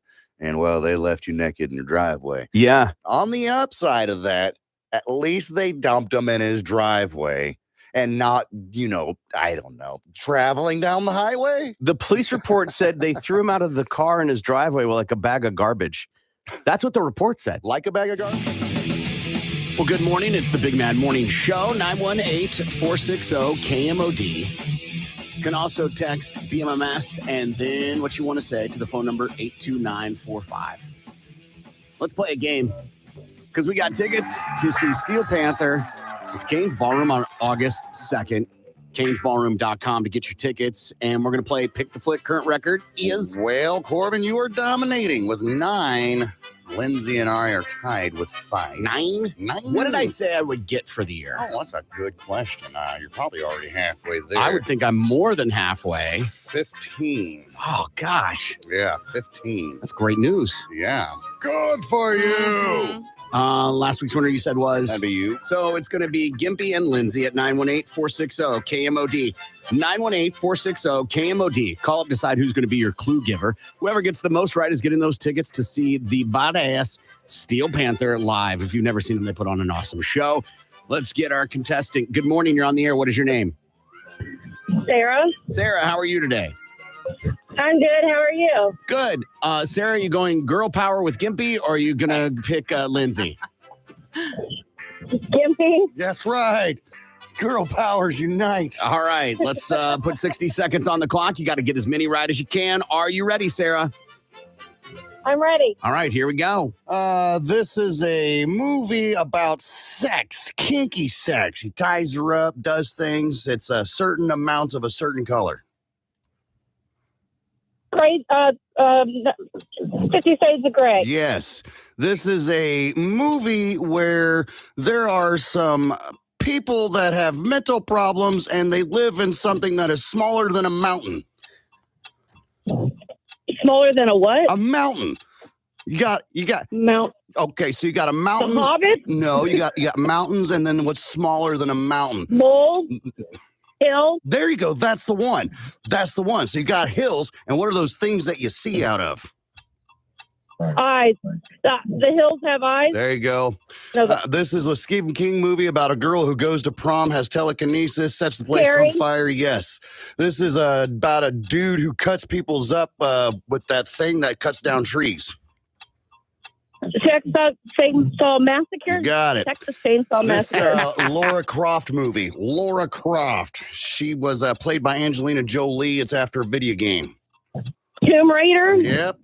Time. Nice. 5. Excellent job, Sarah. Might be enough for the win. Hang on the line, okay? Thank you. No, thank you. Good morning. You're on the air. What is your name? Josh. Sorry, we can't hear you. What is your name? Josh. Josh. Make sure your radio's turned down. Josh, you and Lindsay have 60 seconds. Get as many right as you can. Are you ready? Ready. Here we go. Will Smith and Martin Lawrence. Bad Boys. Yes. This is a double pointer, and it is the actor himself is the title of the movie. The actor. He was in Con Air. He was the bad guy. He played Cyrus, I believe, in Con Air. Being John Malkovich. Yes. The Friendly Ghost. Jasper. Yes. This Everyone is Blue, and the second one was just made, and they're talking about making a third one. Oh man. Everyone's blue in this movie, and it's like 3 hours long. Smurfs. What? No, Smurfs. no. James Cameron film. Oh man. It's one word. Mm. It's huge. And it's Avatar. yes. Robin Williams, and it's a board game, and all these animals come to life. Time. Not enough. I'm so sorry, man. Josh, it wasn't enough. 4 is what I got. Thanks for playing. All right, see you later. Give me this is what you ended on. Yeah, this is Robin Williams. They just remade it with The Rock and Kevin Hart. Board game comes to life. Yeah. Manji was the ones. Yeah, you didn't have a double pointer. I did. Being John Malkovich was a double pointer. Yeah. Oh, I'm sorry. I guess I didn't hear that. Then that would have been a tie. So what are we going to do about that, Charlie? Whatever you want to do. We're tied as it is. What do you think I'm going to do? I'm taking the dub. But we're tied. What would you like me to do? Yeah, Lindsay, you figure it out. Then we play a tiebreaker. But the guy already hung up. Then no one wins. That ain't going to work. I think that's not fair either. Like, you both won. He gets the tickets. You both get points. That's the only way to address that's that. fine. Boom. Then we All right. The record now. Well, I guess keeps you at 9 and moves both of us to 6. All right, we'll take a break and we'll be back. Tulsa's morning show is coming right back. The Big Mad Morning Show. Tulsa's Rock. In which he already gets. No, I said I'll give you 2 days. That you've got Friday and Saturday, so I'll give you Monday and Tuesday. You get Saturday and Sunday off. Exactly. So you've got 4 days. So you gave no days off. I gave them Monday and Tuesday off. No, you said back on Monday. No, I said back on Wednesday. I said you got Friday and you got Saturday and Sunday already off. All right, so I'll give you Monday and Tuesday back to work on Wednesday. Who wants to start in the middle of the week? Bitch. Yeah. Oh, whatever. Listen, I've got a business to run, Corbin. That's what I'm saying. I hear people all the time say that this isn't fair. Life isn't fair. It's not fair for me. It's not fair for what I want to do. I hear that all the time. And I'm going to tell you a story right now where you don't get to say that anymore. Okay. All right. There is a country on this planet Mhm. where the government makes them have a quota of collecting their own feces Why? Why is that for even- fertilizer. Okay. And as quotas go, they tend to grow every year. You haven't crapped enough this year. And You need it's- to put out some more. And it's such a problem, the quota and the unreachability for maybe you're not having enough fiber in your diet, that you end up stealing crap from your neighbors so you can meet your quota to the government. What has this Thou shalt not world steal come my to? neighbor's crap. What's that, Gimpy? So what does this world come to, man? So when you talk about how unfair it is, just keep in mind, you're not having to steal your neighbor's crap, literally. I don't know what I would do. I got to keep, I do all the grocery shopping, right? I do the majority of cooking Right. because my schedule allows for that to happen. Yeah. So that means if the crap quota was a thing here, that would be on my list of things I got to take care of. Absolutely. All right. So I got to go to the grocery store at 12:30. I've got a doctor's appointment and then pick up the dry cleaning. Oh, and I've got to take 4 craps today. Oh, big Or- ones too, because I was light yesterday. Hey, little Sally flushed. Ye- She can't be Oh. flushing. Mm-hmm. We are so close to this month's quota. Yeah. You have to keep track of whenever anyone in your family goes poo. You got to collect it for your kids What and do you- your wife. You want to guess what the average household quota a year is of crap Oh, in this country? oof. I'm going. Go, Lindsay, go ahead. Like pounds? Yeah.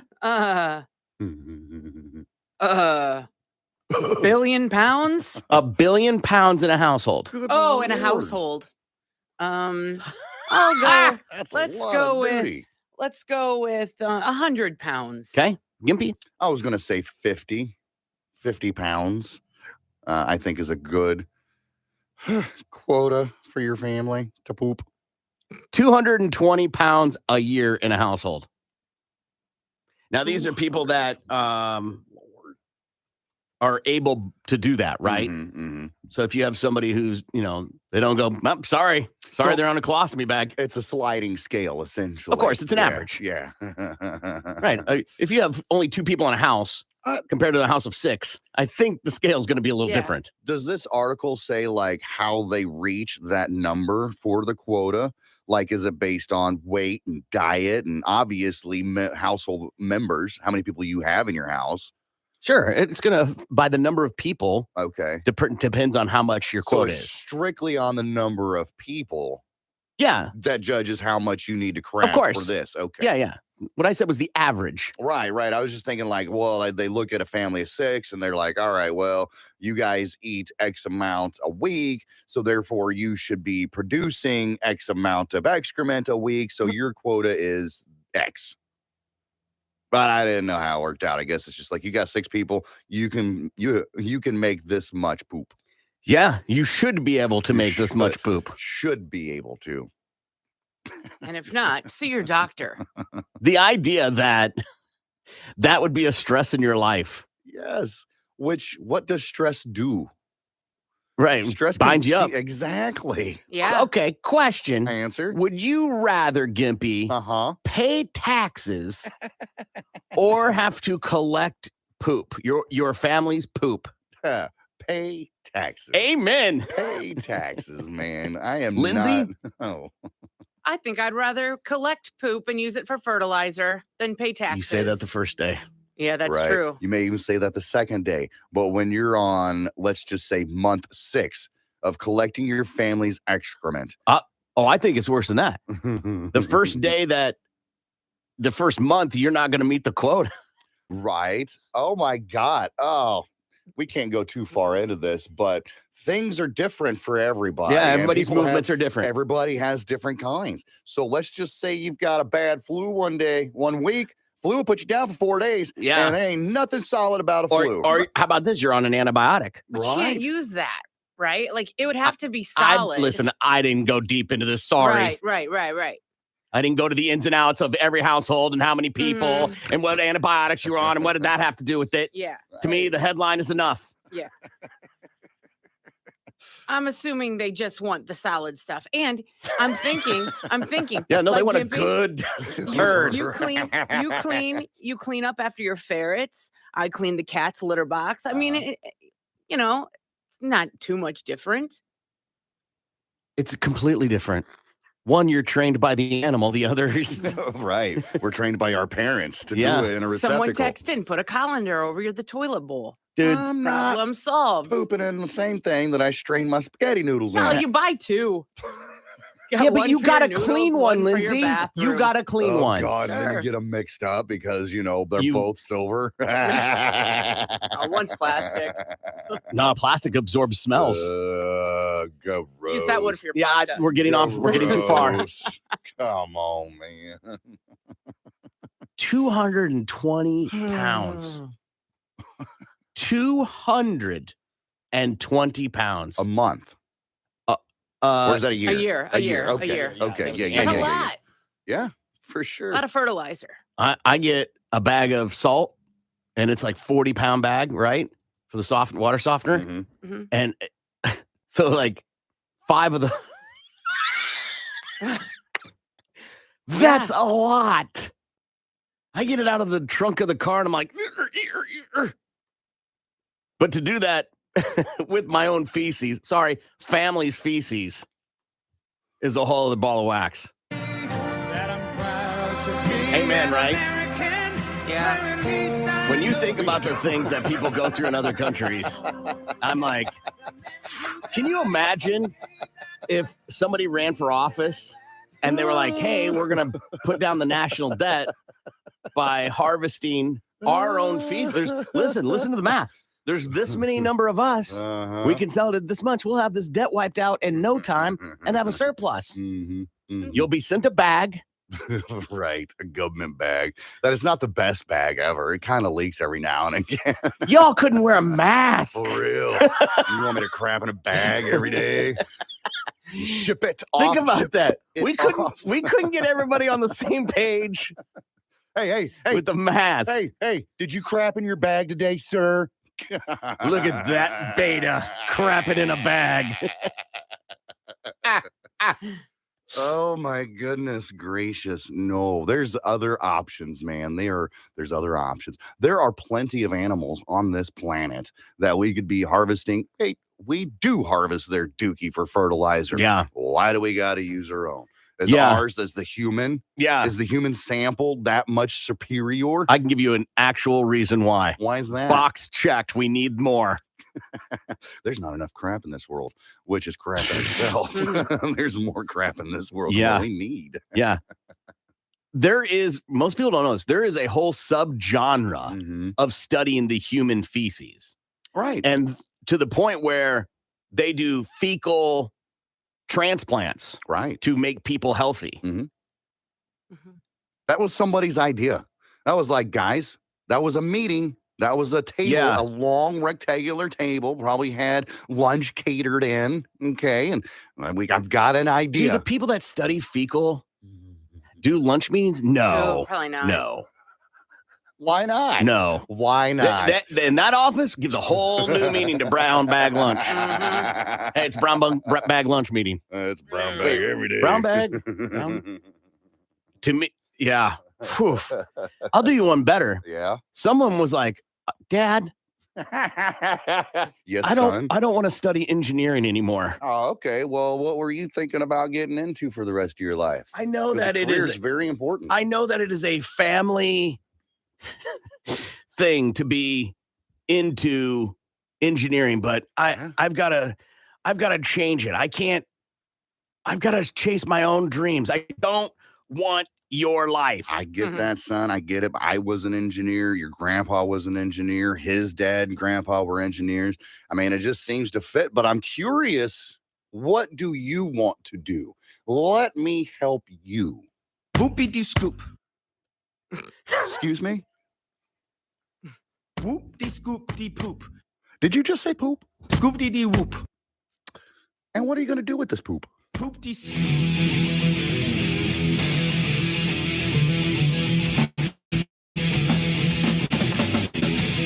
Good morning. It's the Big Man Morning Show. Phone number is 918-460-KMOD. You can also text BMMS and then what you want to say to 82945. Let's see what Gimpy has in his 4x4. Well, governor says here that the CDC issues food safety salmonella alerts for Papa Murphy's cookie and s'mores dough. No. Who'd have thought? At least eating it's raw not the dough? chocolate chip. Well, we don't know that yet. The health agency said yesterday that 18 salmonella infections were reported across 6 states with 2 people winding up in the hospital. People in Washington, Oregon, Idaho, California, Utah, and Missouri, shortly before he tried to run a bus into the became infected after eating the cookie dough raw. Papa Murphy's is temporarily pulling its chocolate chip cookie dough and raw s'mores bars dough from the shelves while investigators work to find the contaminated ingredients in the dough.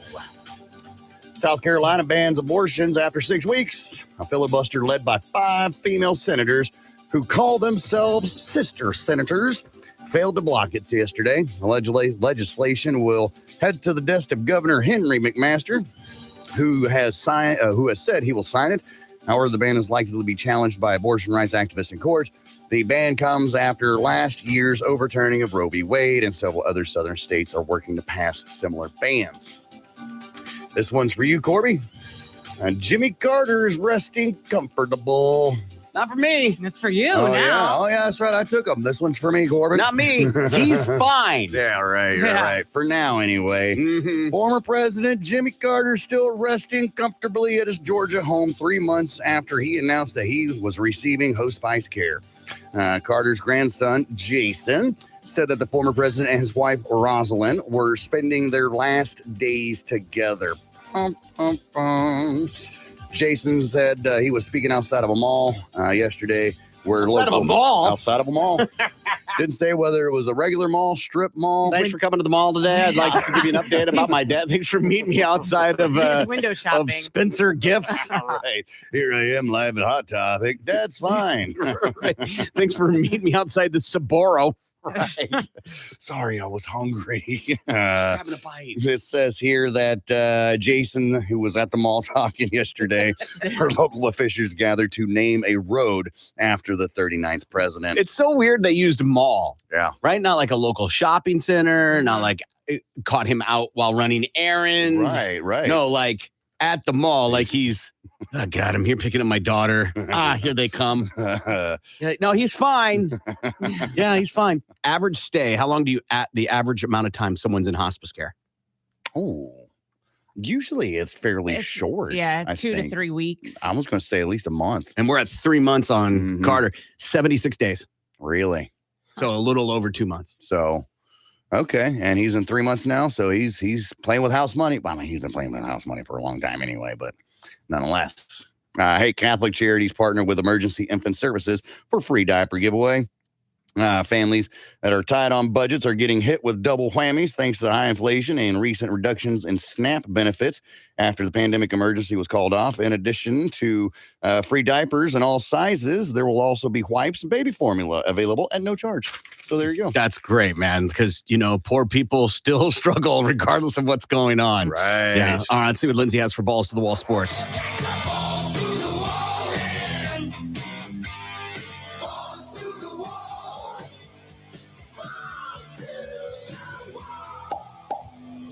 The Los Angeles Lakers are hoping to have LeBron James back next season. Both general manager Rob Pelinka and head coach Darvin Ham said they'll give the 38-year-old superstar some time before speaking about his playing future. James told reporters that he has a lot to think about after the Lakers season-ending loss to the Denver Nuggets in the Western Conference Finals on Monday. ESPN reports James is considering retirement during the offseason.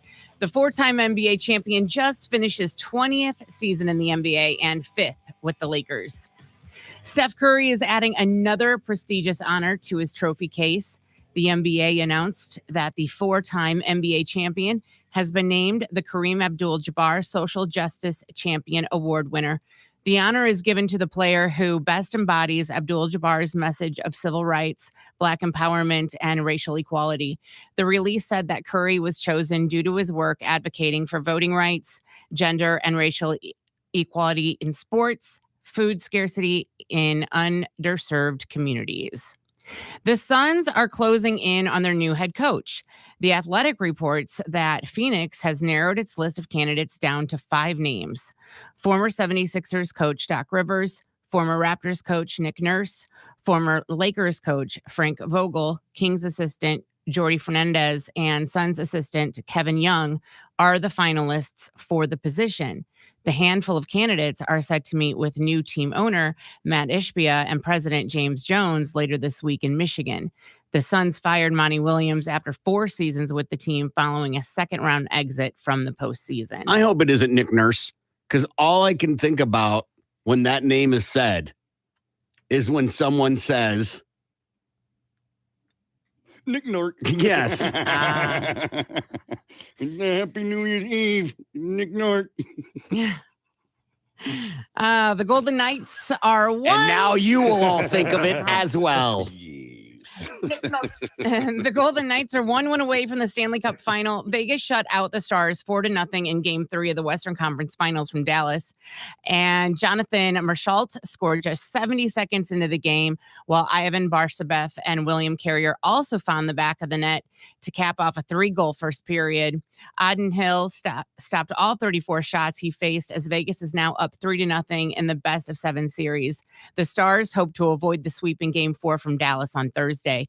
The Hurricanes are also trying to avoid the brooms. The Panthers have a chance to sweep Carolina in Game 4 of the Eastern Conference Finals from sunrise tonight. The Jets are being cautious with their star quarterback. Aaron Rodgers was held out of Tuesday's practice with a minor calf strain. Rodgers had been participating in the voluntary workouts with his new team. The signal caller did not participate in any drills, saying he tweaked his right calf during pre-practice conditioning. The injury appeared to happen while he was hopping with a small medicine ball, but is not expected to miss an extended period of time. The current commissioner of the NFL will be sticking around for at least the next several seasons. Indianapolis Colts owner Jim Irsay commented from the league's spring meeting on Tuesday that the owners are extending Roger Goodell's contract through 2027. The commissioner's contract has been discussed by the owners, but nothing has been finalized. Roger said the notion of splitting the commissioner duties into 2 roles is a talking point.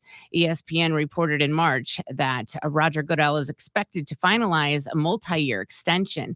The 64-year-old's current contract runs to 2024.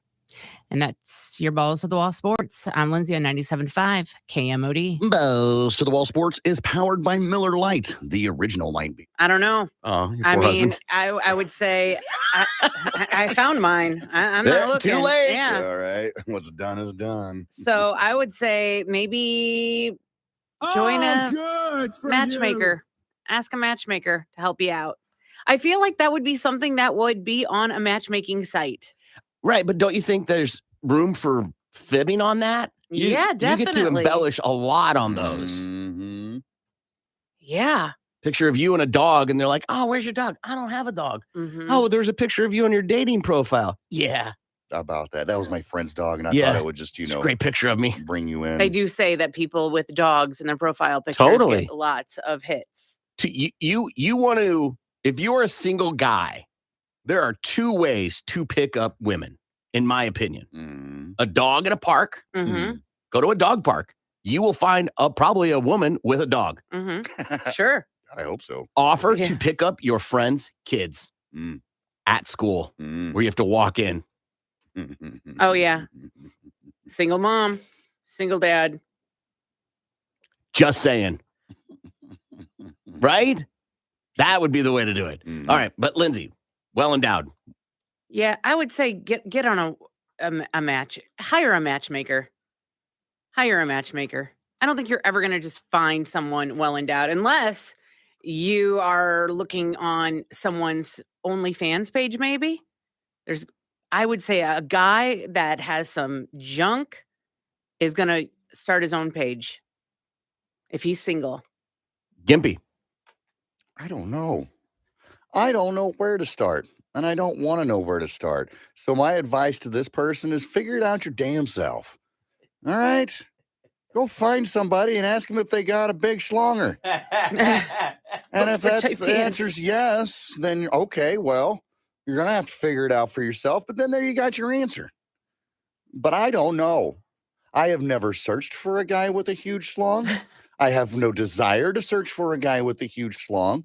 Now I'm out. I have no advice for you. If you asked me where to find information on molecular science, I wouldn't be able to help you. Nor am I a resource for this. I'm just making an assumption. You might be focusing on the wrong thing. Eyes up here, lady. Yeah. Right? If your objective's just to get that, go to the bar and ask guys. Absolutely. They will gladly tell you.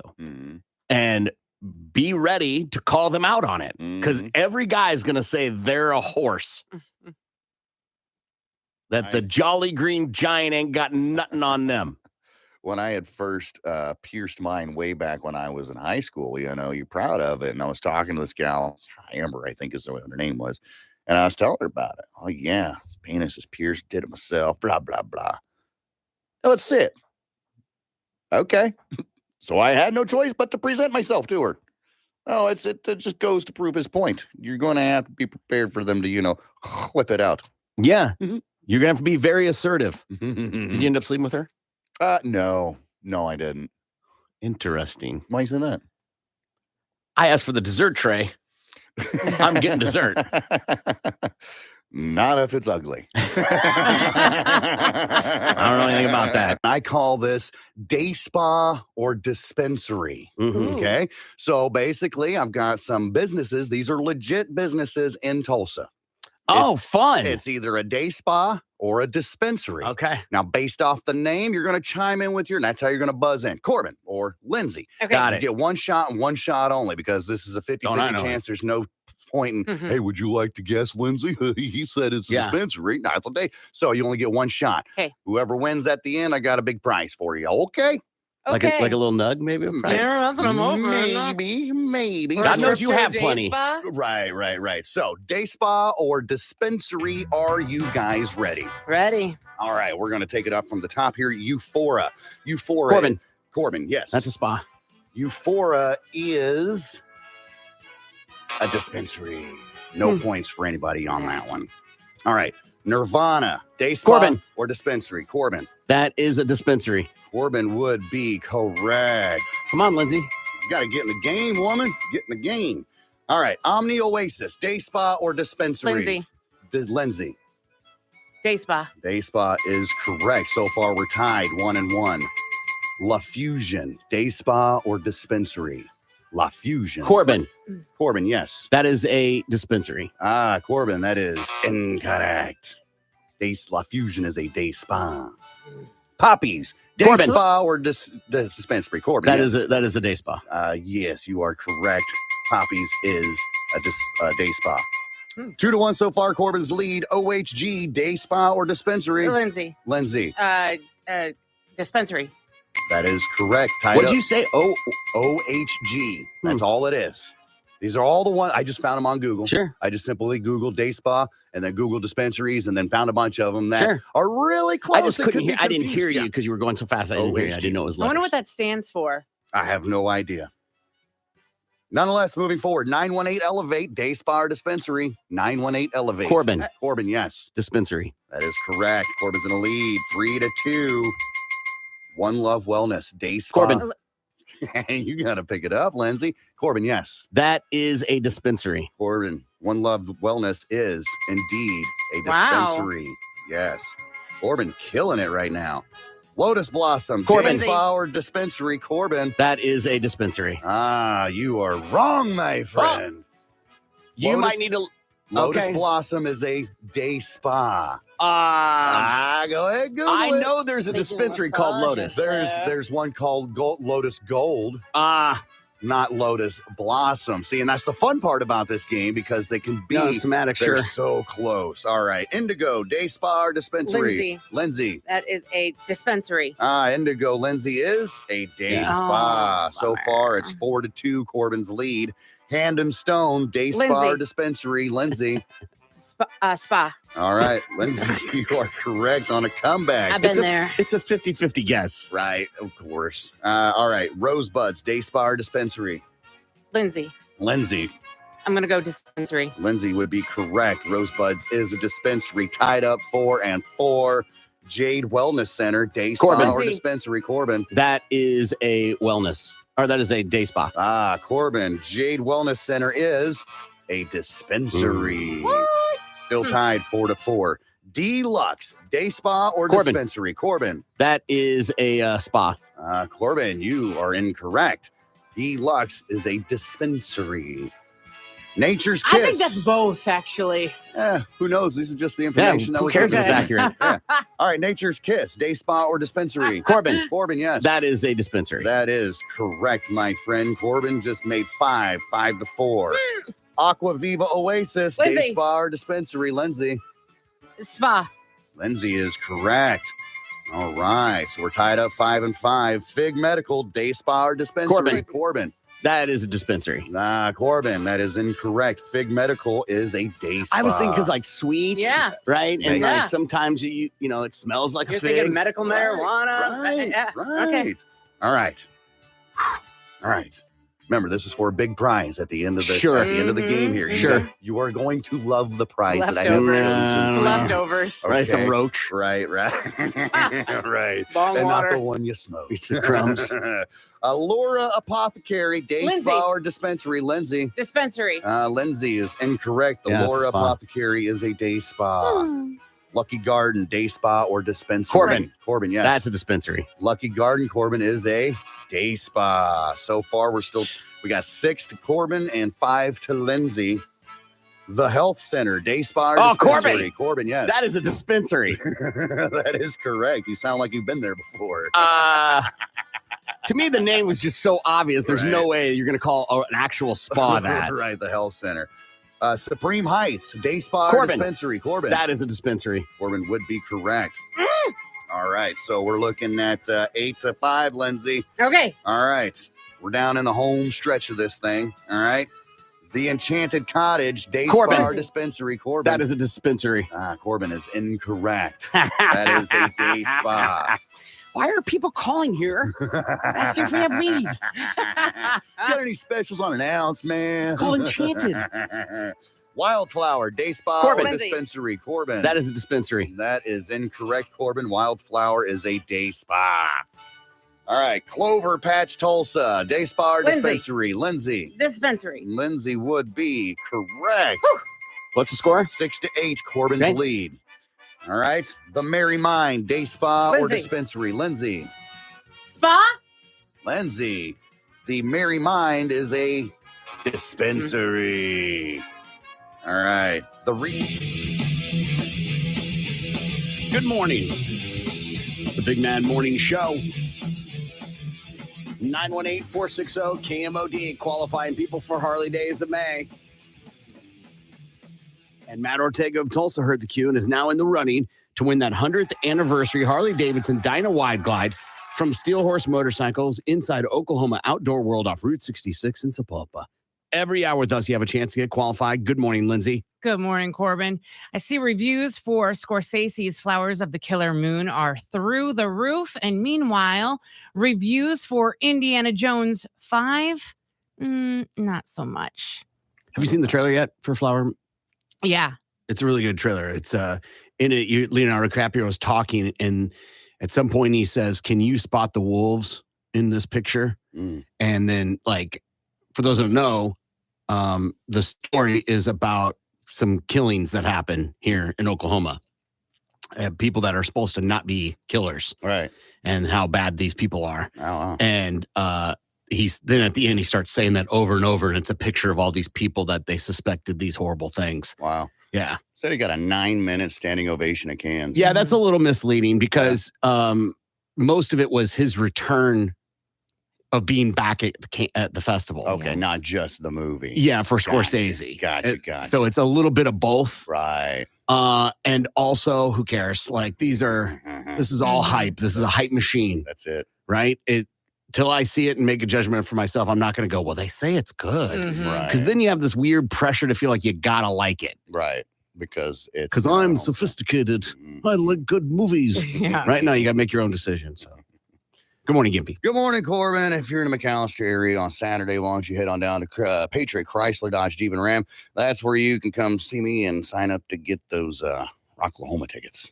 All right, little fill in the blank news. I'll read a headline, leave part of it out. You guys have to try and figure out what the blank part should be. First one, woman reunited with lost blank 13 years after it flushing down the toilet. Oh, well, it's not a cat. Woman reunited with lost blank, or is it 13 years after flushing it down a toilet? That was my first thought. It was like some lost animal, because you see a lot of those, right?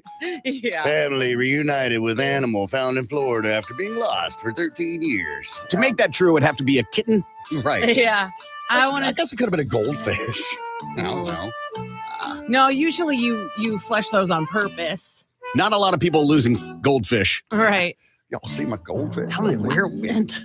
Engagement ring. Yeah. Wedding ring or engagement ring. 13 years after it was accidentally flushed down a toilet, a gold diamond ring is back on the finger of the woman who lost it. Minnesota resident Mary, have you seen Strand, 71, says she set the ring, which had been given to her by her husband for their 33rd anniversary, on her bathroom sink while she was washing her hands. While doing so, she accidentally knocked it into the toilet, which she had just flushed. She says, although she made an attempt to snatch the ring from the swirling water, Strand watched helplessly as it was flushed away. Fast forward 13 years, Strand's daughter came across an online post by a city employee in Minnesota who'd come across the ring while fixing a wastewater treatment machine. She notified her mother, who contacted the employees. Strand says the two parties arranged a meeting, and now the ring is back in Strand's possession. Wastewater work treatment manager Don Tierney says the odds of finding the ring's owner were astronomical. Well, no, that's obviously not true. Right. Obviously, they found him. Yeah, it's rare, Mhm. but astronomical? Yeah. I think what's rare is that someone came forward and said, I found this ring. You know, that's what's rare. I would have probably kept it. Yeah, character's still a thing for some people. Exactly. LA City Council to vote on controversial blank dog.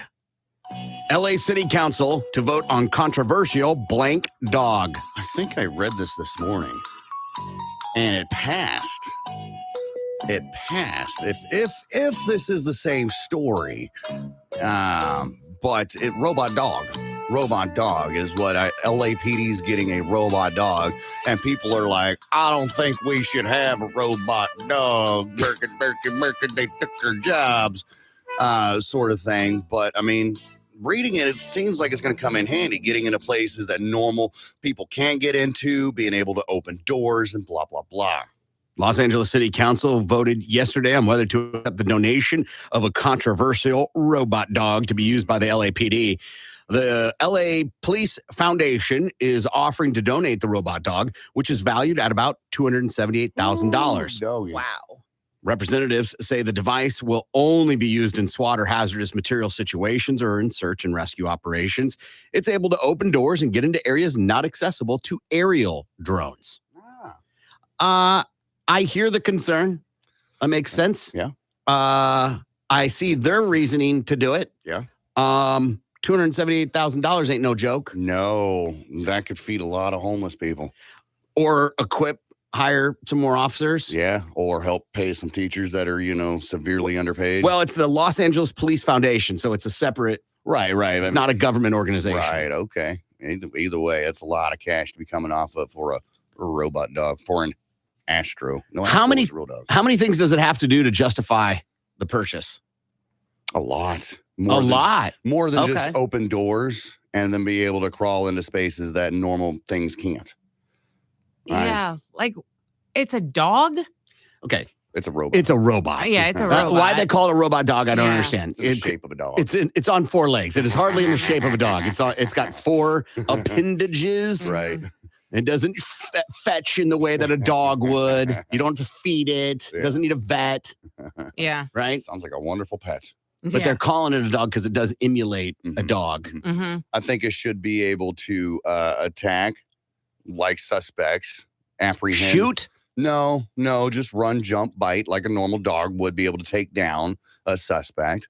I think it should be able to sniff out somehow, sense or whatever, find the drugs, okay? I don't think it should do all those things. To me, because they've always had robots, right? Have they? Yes, they have the remote control, like with the camera that. Oh, for like the bomb squad and stuff like that? Okay. Yeah. Okay, yeah. Right? Yeah. This is that. Yeah. It's just modern. Mm-hmm. Yeah, it's gonna have to be like RoboCop. Oh, you wanted to have like, a persona and the ability to have free will.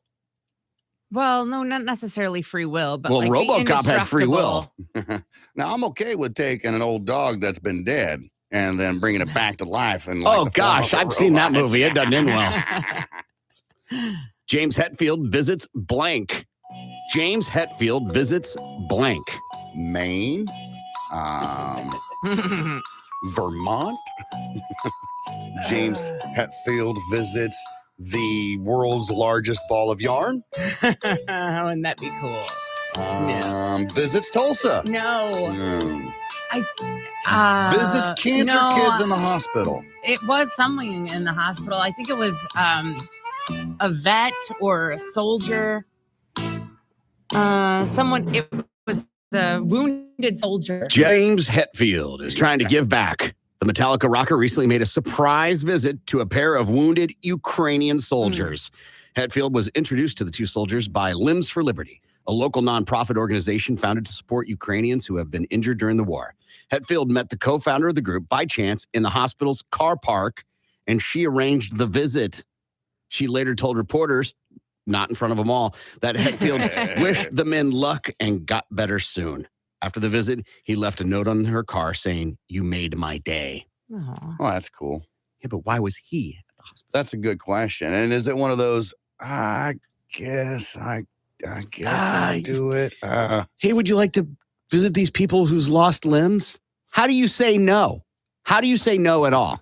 I've got something to do. Dude, whatever you've got in life ain't as important as that. My old lady's giving birth to our child. Yeah.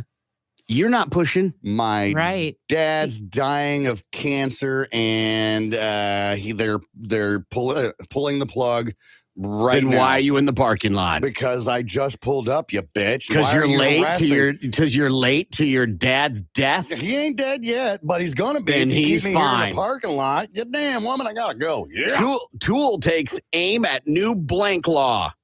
Tool takes aim at new blank law. Abortion law? No, I want to say it's like trans. And I say this because Maynard finally stepped out from behind the stage at, was it Rockville or whatever in Florida? And he was dressed in drag, at the bras and the boobs and the whole 9 yards.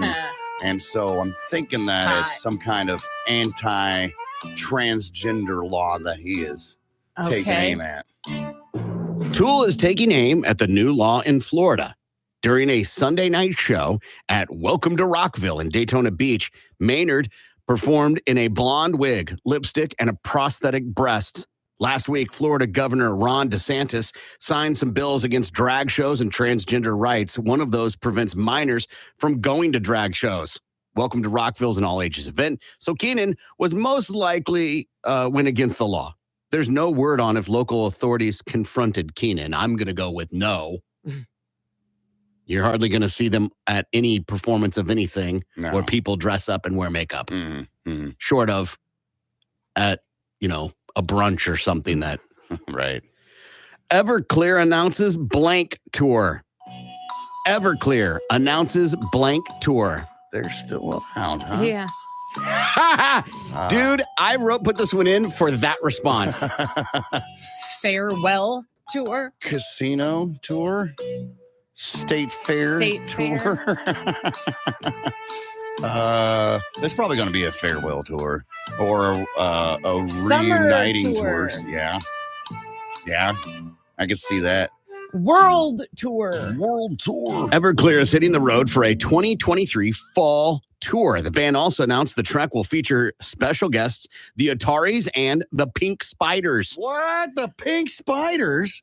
Frontman, hey, do you have any, frontman Art, hey, do you have any hydrogen peroxide? Alex Axis says they usually hit the road in the summers, but they're changing it up and bringing a new energy by touring in the fall. The tour begins in Lexington, Kentucky on September 6th and will end on October 15th. So a little over a month.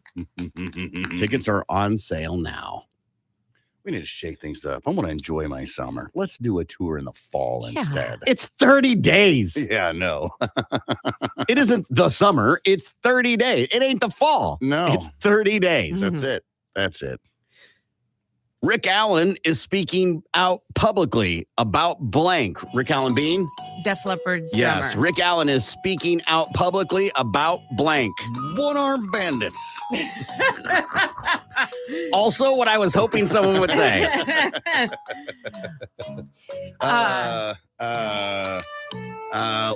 Wounded warriors who have lost a limb in battle. No. I'm gonna say when he got mugged, right? Like, didn't he get mugged outside? He was Isn't just that a minding his cheap own shot? business. Mugging a man with one arm. Yes, Come it is, on. and yes. Hey, you go with what life hands you. Oh, And hand you. Drummer from Def Leppard only has one. Def Leppard drummer Rick Allen is opening up for the first time about being attacked by a stranger in March. During an interview on Good Morning America, Allen described the moment saying he saw a dark flash, and the next thing he knew, he was on the ground. He says he landed on his backside, then his head hit the pavement, then told his attacker that he wasn't a threat to him. Can you help me up? Allen added that he immediately felt grateful for the fact that he has an amazing family and that he's still here. According to Fort Lauderdale police, a 19-year-old man ran at Allen full speed, knocking him down. The suspect was later arrested and charged with several crimes, including one count of abusing an elderly or disabled adult. wow. Because he is elderly. Yeah, and they don't take disabled. kind of that in prison. No. Do you think that the kid even knew who he was? No, he was intoxicated. Okay. He was gorged out of his mind, had no idea what he was doing. Just another one-armed man. Sammy Hagar says he made Van Halen blank. His bitch. Sammy Hagar says he made Van Halen blank. Cry. Millions. As the band. Better. Popular. Out with David Lee Roth and with Sammy. The band is better. Not my opinion. Whatever. Made them. I like better. Made them. Oh, ooh. A big spaghetti dinner. Van Halen became a better band when Sammy Hagar replaced David Lee Roth in 1985, at least according to Sammy Hagar, who'd been an established artist for a decade prior to being the group's lead singer. Quote, I had more experience under my belt when I joined Van Halen in 1985 than they had. They'd been together for 7 years making records. I'd been around for 10 years before that. I knew how to sing. I knew what Eddie Van Halen was playing. I knew which keys things were in and the arrangement of the music. Eddie really got off on that because he never had a musical partner with Dave. After being fired from the band because they were so great together in 1996, Hagar returned for a brief run 8 years later, but the band failed to recapture the magic of Hagar's first stint. The 2004 reunion was a mess, according to Sammy Hagar. Quote, "We never got back to that beginning that I loved so much." Yeah. I spent too much time apart. I think there'll eventually be a movie about the toxicity of Van Halen. Oh, there should be. Mostly at the hands of the brothers. Yeah. Yeah, they were not, from what I've read in interviews, they weren't kind to David Lee Roth or Sammy Hagar or really any of the other people in the band. It's their band. They'll do whatever they want. Exactly. A blank horror film is in the works. A blank horror film is in the works. I'll help with this one. Disney character. A blank horror film is in the works. Mickey Mouse. Ooh. Goofy. I like Mickey Mouse. Donald Duck.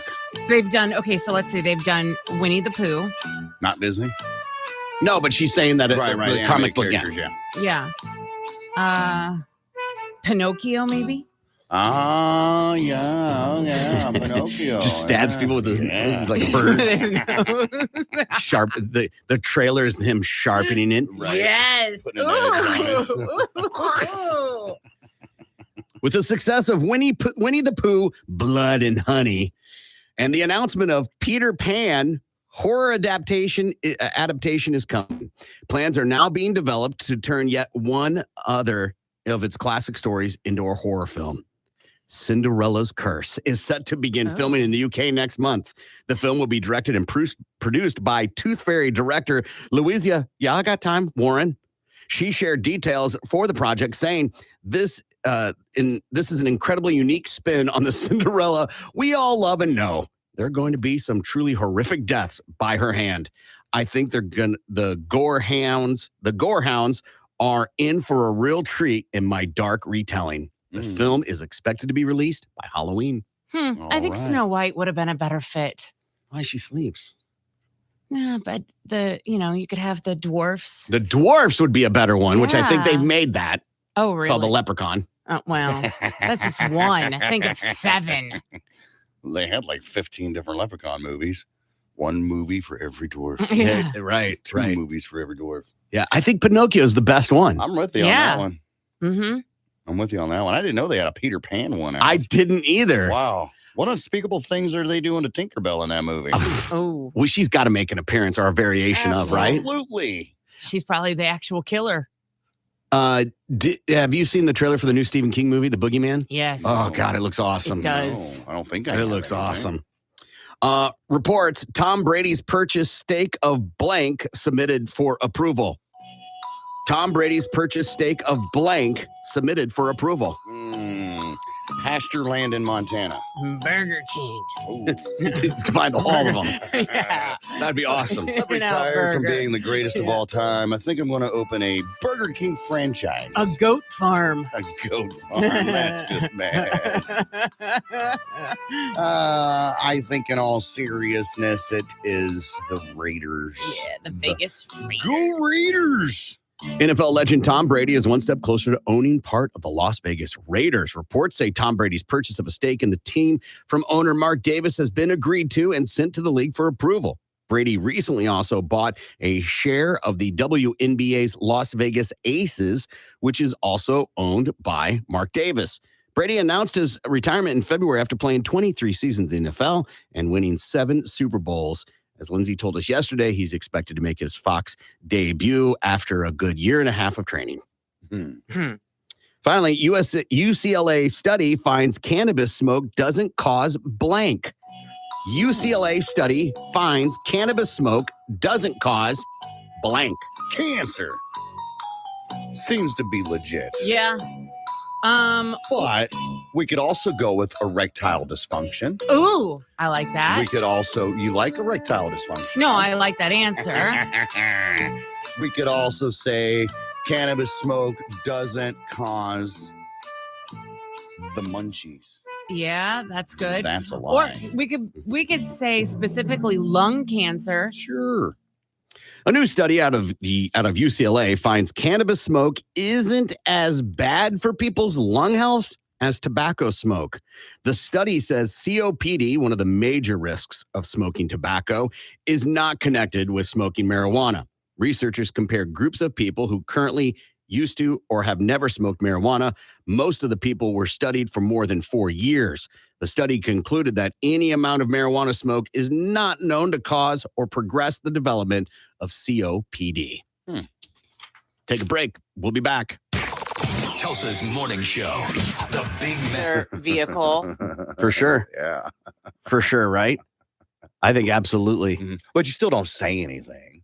You kind of watch where you sit down, maybe scooch the newspapers or whatever, Yeah. paper plates with leftover pizza rolls on them and hang out for a little bit. And I got to go. I got it. If I'm going to judge, I'm going to judge the food. Mm. So I'm not going to judge like, hey, your bed wasn't made. No. I'm going to judge, oh my God, you served Brussels sprouts or whatever that is. Right. I'm not going to get all like, ugh, you didn't clean for my arrival. Right. Right. 'Cause you're right. Life happens. Life especially happens. if you've got small children. Oh, and you're having a dinner party. Right. You can expect toys to be all over the place. Now, there's a difference between, a little clutter, kids don't know how to pick up their toys, and your house looks like Ross, dressed for less. You know what I'm saying? Right. Yeah, I would think if you're hosting a dinner party, you would want to clean up. You would think. Yeah. You would think. But that's not necessarily true, especially if you're like, hey, come over tonight, we're having pizza. Mm-hmm. Pizza feels like there's no cleaning happening. Yeah, it's okay to have your laundry still piled up on the back of the couch from like 4 days. You should at least pick it up and throw it on your bed. Yeah. Right? Give me a place to sit. Right. Just move the panties over. It'll be fine. It's always like, I've gone and I stopped getting in the car with this person when I went to get in their car and they're like, hold on. And they had to like unload a bunch of stuff from the seat and the floorboard into the back seat so I could sit down. Yeah. And I'm like, you invited me to get in your car. You should have had that fixed up beforehand. Or just don't invite me into your car. I'm with you. I'm with you. Right? If you don't have a place for me to sit, what are you doing inviting me over? I just like the company. I'm not a charity. Yeah. So that would be, I'm judging food. What do you judge? What's your judge when you go to someone's house? If it's Cleanliness. like cleanliness? Probably, yeah. Especially if you're having a dinner party. Yeah, I might do that too. Uh-huh. Gimpy? Definitely cleanliness. That it doesn't have to be sparkling like you walk in and everything's ting, ting, ting, ting, ting, No. But if you're inviting people over, dinner party, or just to hang out and have a smoke sesh, you might want to just kind of pick up the bulk of Smoke things sesh. first, You're so right? bougie. Yeah. You're going over get high and you're like, man, the house was so dirty. Yeah. So dirty. Well, yeah, if you got to, you can't put your soda down or your water down on the table because, it's littered with empty cans. Right. Yeah, that's what Right. I'm talking about, man. Yeah. Go get a damn trash bag. But clear off the tables and it'll be fine. Yes. I'm not saying you have to run the vacuum. Right. All right.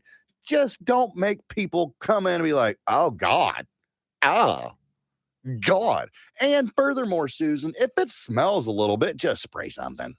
Just spray something in the air. You don't want to walk into somebody's house and get hit with a brick wall of stank. No. Yeah. Yeah, but you got to be careful too. Don't go crazy. Right? If you're unloading half a can of Lysol, right. You're obviously covering up a smell. Yeah. Right? Which will reveal itself in a In little due bit. time. Yes. It's not permanent. It smells like wildflowers and ass. Yeah. Is it Febreze? Mm-hmm. And mold. Febreze is literally advertised to cover up stink. Absolutely. Yeah. Which means you have a problem if there's stink in the Yeah. house. What about a toilet bowl that's got a pink ring in it? I'm not judging that. Gross. It's pink mold. Yeah. It's mold Gross. Yeah. in the toilet bowl. Yeah. That's okay. Ugh. Now, I mean, there's a difference between is there sitting urine Or like, Mr. Hanky, is he taking Skid a little marks. swim right there? There's some rubbing his racing. Right. Like, Gross. previous person was a freckler. I get what you're talking about. Yeah. Dude, that happens, bro. That happens in everybody's house. I'm hoping that you would, at least go in there and take that little brush and whirl around a little bit. But you didn't. You didn't, exactly. But I mean, it is what it is. Everybody poops. Everybody has that, whatever you may need a knife for. It's okay. Bidet, dude. Bidet. Bidet. Right. I get it. That cleans the skid marks off of your end, but I mean, this is down on the porcelain. I don't think it works like that. Eat some fiber. What's the strangest type of bird that you'd be willing to eat, such as a shoebill stork? Hmm. You know what a shoebill stork is, Lindsay? No. Look up shoebill stork. Shoebill stork. It will, if I remember correctly, this is a very bizarre looking bird. It almost looks human-like. Giant honking It schnoz. is terrifying. Yeah. It will haunt you in your nightmares. And if I remember right, it makes a horrendous sound. A very loud noise. It's not like a beautiful chirping or anything. It's a very loud noise. Mm-hmm. The shoebill stork. You see it? Yeah. Okay, so what is your pick gonna be? Probably a. What's the one? What are the We call him. My husband calls it a Harry Truman, and that's not what its real name. We see Dropping bombs? Huh? Is it just dropping bombs everywhere it No, flies? it's the. Now I can't even think of the real name of it. You see them all a blue herring. Is that what it is? Blue herring. Isn't that a fish? See them all the time on the. So it's the ones you see in the ponds, and they got the long legs and stuff like that. Yeah. The heron. Yes. Great blue heron. Yes. Mm-hmm. Okay. Just out of curiosity. Gimpy? Can I say big? Huh? Big bird. Big bird. Okay. Oh. If we're going like a legit bird, I'm going to go with the flamingo. Yeah, that's where I was going. Yeah. Yeah. I want to see if it tastes like shrimp. Yeah. Flamingo or roadrunner. true. One of the two. Yeah. Why not? That sounds fine. Penguin. I'm down for some penguin. Ooh, yeah. Some fricasseed penguin. Yeah, you don't have to worry about it getting. I mean, it's cold. It's right there on the ice. Right. Who doesn't? Some good penguin. Yum. I'm going to name some dishes. You give me a scale of 1 to 10, 10 being awesome. Okay. And 0 being pass. Okay. Okay. Lindsay, you're in on this too. 10 Okay. being Let's awesome, start. 0 Let's being start nothing. basic, Okay. right? Yeah. Spaghetti. Lindsay. Oh, 10. Okay. Gimpy. 3. Okay. Fettuccine Alfredo. You can 10. You can say 10. Could I say 11? Gimpy? Oh. What kind? Is it seafood or is it chicken? This is just the cheese. This is Just no the chicken. sauce No. and noodles? Yeah. 0. Okay. Manicotti. So manicotti, for those who don't know, it's a ricotta. Mostly the time it's a ricotta-based filled noodle. Big ol' honking noodle too. It's a 6 for me. Okay. That's a 0 for me, dog. Okay. Stuffed shells. 6. Okay. Gimpy. 2. 2, Wow. if that. I'm struggling for a 2, bro. Okay. That's fine. Yeah. Lasagna. 3. Wow. Gimpy. Who's making it? Whoever your favorites is. It's even my ma's lasagna. That would like rank like a 2 or 3 for me, and that's because it's mom's. So lasagna, just in general, Yeah. that's a 1. Chicken Parmesan. Or sorry, chicken Parmesan.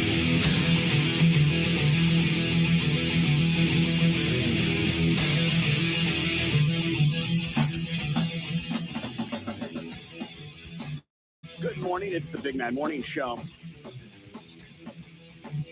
There once was a time that Netflix encouraged you to share your password. Right. Those days are over. Netflix has said they are instituting their platform-wide password no sharing policy, and that you will get an alert and they will cease one of them. Right. And you won't be able to share it anymore. So it's going to be like device specific. They'll go to whatever IP address that device. I don't know because they've said you can take it with you on vacation. Right. Some people like watch it at work, which would be a different IP. Yeah. I don't see how they're going to make that happen. How are they going to enforce it? I don't know how they get it to my TV. So I'm sure they'll figure that part out. Mm-hmm. Do you share a Netflix password, Lindsay? I do. Gimpy? No, I don't have. Or do you use someone's Netflix Yeah, password? I've used, not so much use their password. I mean, it's still logged in from when they were there. I just never logged out. So, yeah. Yeah, we totally share. Mm-hmm. I would think a lot of people, they said they lost like some ridiculous amount of money due to password sharing. Well, yeah, I could see that. Yeah, don't tell people to share then. Right? Don't encourage it. Which they totally did. Yeah. Yeah. They totally had a campaign of encouraging people to share their password. And now they're like, my bad. Yeah. I'd be completely fine dumping Netflix. Yeah. Ooh, I like Netflix. I do too. I mean, I have the account, but I've used it on my father-in-law's television and left it there. Like I didn't log out of it so he can use it. Yeah. And I think my mom has my password. Not So, anymore. Yeah. So they'll have to pay, right? So they'll have to pay to use your password. No, they'll have to pay to set up their own account. Oh, I was going to say, yeah, you might as well just set up your own account at that point. So will it automatically just log them out? Apparently. Mm-hmm. They'll get a thing that says, hey, I don't know if there'll be a warning or anything like that, but they'll get a thing that's like, hey. Okay. I can see that. All right. So you've got one account logged in somewhere. We'll just use Lindsay for the example. Her account's logged in at her house. And then somebody tries to use it to log in somewhere else. They're like, hey, you're already logged in this place. You can't do that here. Put a lock on it. Okay. I can see that. Yeah, I don't know. Like I have Hulu, and when you go take your Hulu to another town, it'll go, hey, we notice you're not in your home. Right. Yeah. But I think that's just done by location. Right. Like zip code or whatever. And maybe it'll be the same sort of thing with Netflix. Hey, are you at home? Yeah, but they don't block you out. They just They just like change to the appropriate zip code. I like the idea of just, logging the other person now. You'd have to make sure, like, before you, let's say you go on vacation and you're going to watch Netflix on your vacation in Maui or whatever. You have to make sure you log out of Netflix before you hop on that plane. That way, I mean, you can still use it no matter where. Yeah, you should do would make that. Sense, yeah. It's probably going to tell whoever pays the bill, we're probably going to get an alert saying you're going to, in order to keep your service active, change your password. Okay. That's probably what's going to happen. And that would achieve what? Because you could just tell the other person Yeah. your new password. Right. That's a good point. Yeah.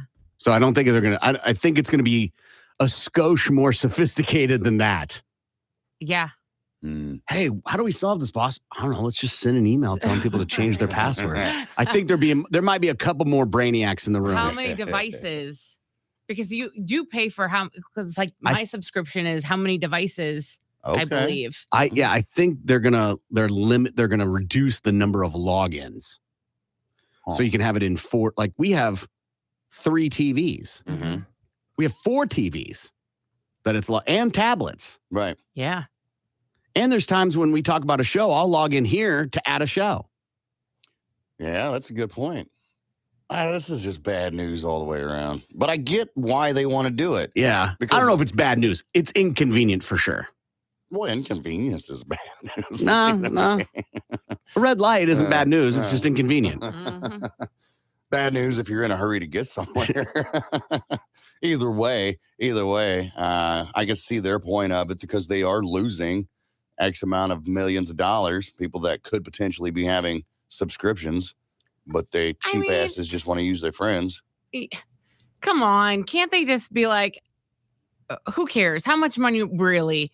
Who cares? You've clearly never ran a business. I know, but is it any different from someone getting free diapers? That's can't afford charity. It? Like, That's yeah, charity. It's charity. We're just being charitable. That's by sharing our password with someone else's one profits. person. With someone else's profits. We're just being charitable with 1 or 2 people. With people who can afford it. Holy cow. What if they can't? Yeah, it's a ridiculous dollar figure. Guess how much Netflix is worth? Just throwing it out there. over $1 billion. It's got to be like 500 billion. It's got to be some ridiculous dollar It figure. is a ridiculous amount. $161.37 billion. Yeah, they're not hurting. Well, they might be. You see it as billions because you can't, you can't get there, right? Mhm. But if they are making movies and all that, every dollar counts. Right. Because that, what's average cost to make a decent movie? Couple $1 million? Probably $100 million? Yeah, maybe 40. I'm sure those Adam Sandler movies aren't costing 100 million. Netflix movie. How much does it cost to make a Netflix movie? I mean, they back some financially, or they buy some that have already been made. Right. Netflix typically allocates between $100 and $250 million for a single movie.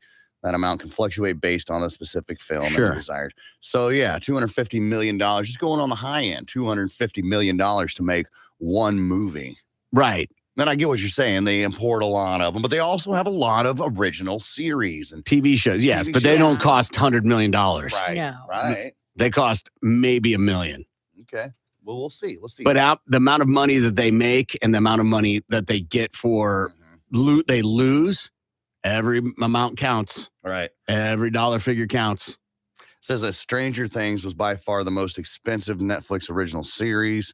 It says estimated production cost around $30 million an episode. Yeah, but so that's now. Because they kept, what was it? Its first season, right? It says The Crown, which you watched that one, right? Yeah, it's awesome. And The Get Down rounded out the top three at $13 million and $11 million per episode. Yeah, and those are their jewels, right? Those are the ones that they hang their hat on. Right. Those are the high ends of that dollar figure. What else is Netflix known for? Documentaries, right? Yeah, plenty of documentaries. Floor is Lava is a pretty big show. Okay. For a documentary, Netflix pays around $2 million to $3 million per documentary, depending on several factors. Yeah, but their return on investment is massive. Right, exactly. But the point being, they're worth $167 billion, but they're shelling out money hand over fist to make these movies and series and pay for the documentaries and stuff. Every dollar counts. So good luck with your Netflix. If I had to give up Netflix, I'd be completely fine. If I had to go to one service, I'd probably just go with Hulu and call it a day. There's so much content on Hulu. It might have more content than Netflix. And I think eventually you're going to see Disney and Hulu combined into one thing. Right. Do you have Paramount Plus? Yes. I just watched Fatal Attraction? Yes. Mm-hmm. Did you? But I saw the thing. It looks awesome. It's damn good. Yeah, Fatal Attraction's a great movie. So yes. All right, we got to take a break and we'll be back. More of the Big Man Morning Show. Really? He might be the nicest character ever on any show, ever. But that's what they want us to believe. I think only one time he played a character that was really bad, evil.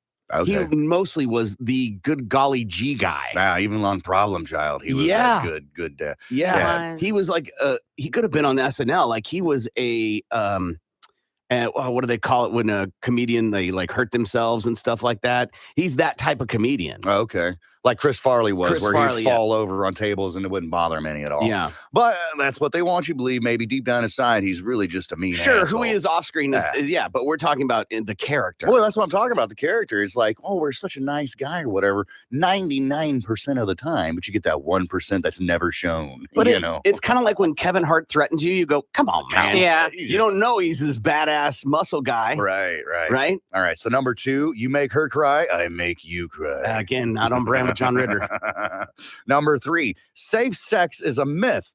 Anything you try will be hazardous to your health. That's just bad parenting. That's just, they're going to have sex, right? So now you're turning them away from practicing safe sex. Right now they're going to do it just to spite you, Yeah, Dad. well, it's not safe. He's going to raw dog it just to spite your dad. God, that word is so awesome. I hate it and love it at the same time.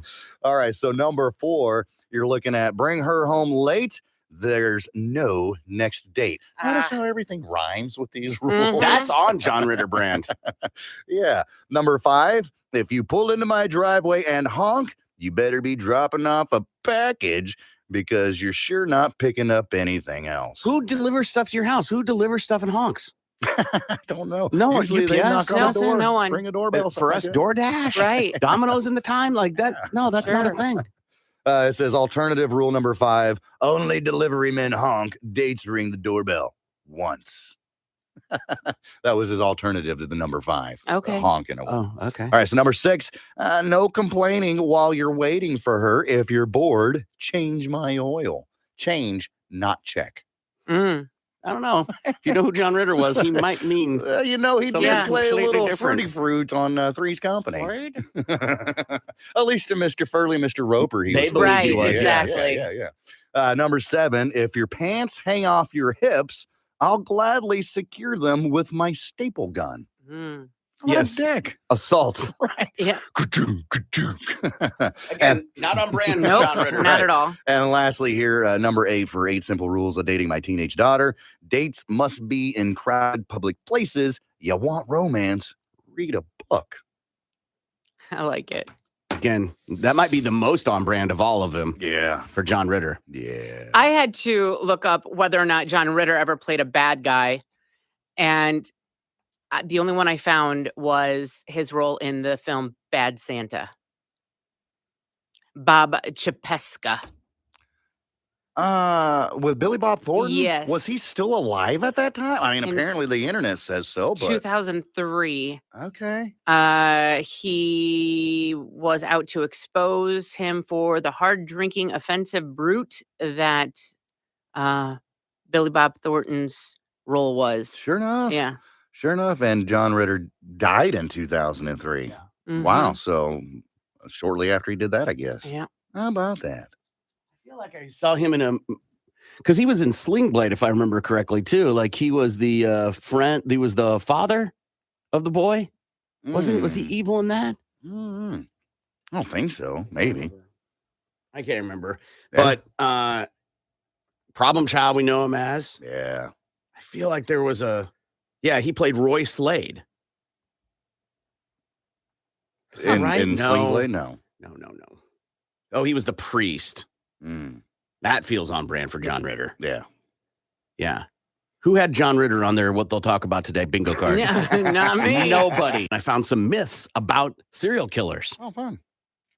All serial killers are men. That is a myth. Well, yeah. Reality is that it's just not true. As of late of 1998, a highly regarded former FBI profiler said there are no female serial killers. The news and entertainment media also perpetrate the stereotypes that all serial killer offenders are male and that women do not engage in horrible acts of violence. The lethality of a female fatale is presented in book or film. She's most often portrayed as the manipulated victim of a dominant male. Mm. The reality concerning the gender of serial killers is quite different from the mythology of it. There have been many more male serial killers than females throughout history. The presence of female serial killers is well documented in crime data. We pointed that out when we did our list the other week. Mm-hmm. In fact, approximately 17% of all serial killer homicides in the U.S. are committed by women. Only 10% of total murders in the U.S. are committed by women. Therefore, relative to men, women present a larger percentage of serial murders than all the other homicide cases in the U.S. How about that? All serial killers are Caucasian. That is a myth as well. They span all racial and ethnic groups. The racial diversity of serial killers is generally mirrors that of the overall U.S. population. Okay. So they're not always white. All serial killers are isolated and dysfunctional loners. We're led to believe that, right? Mm-hmm. Like in the film Red Dragon, the Tooth Fairy serial killer. Real life serial killers are not the isolated monsters of fiction, and frequently they do not appear to be strange or stand out from the public in any meaningful way. Look like normal everyday people. Yeah. I.e. Ted Bundy. Yeah, exactly. Mm-hmm. John Wayne Gacy. Fourth myth. All serial murderers travel widely and kill interstate. So that's not true. The most infamous serial killer, Ted Bundy, is the rare exception who traveled and killed interstate. Bundy twice escaped from police custody and committed at least 30 homicides in states. I don't know if you're much of a women's softball fan, but super regionals are starting. And obviously Oklahoma is in it, so is Oklahoma State. And the games start this tomorrow. Oklahoma will play Friday at 2 o'clock on ESPN2, and Oklahoma State will play Thursday at 9 p.m. And they're fast games. They move super fast. Right. So if you want like sports on in the background while you're doing something and they get into it, it's just a different energy to watch. And the OU women's softball team is a beast. They have ruled other ranked teams. Oh, yeah. Like they slay. So if you're up for watching that, let's see what Lindsay has for Balls to the Wall Sports.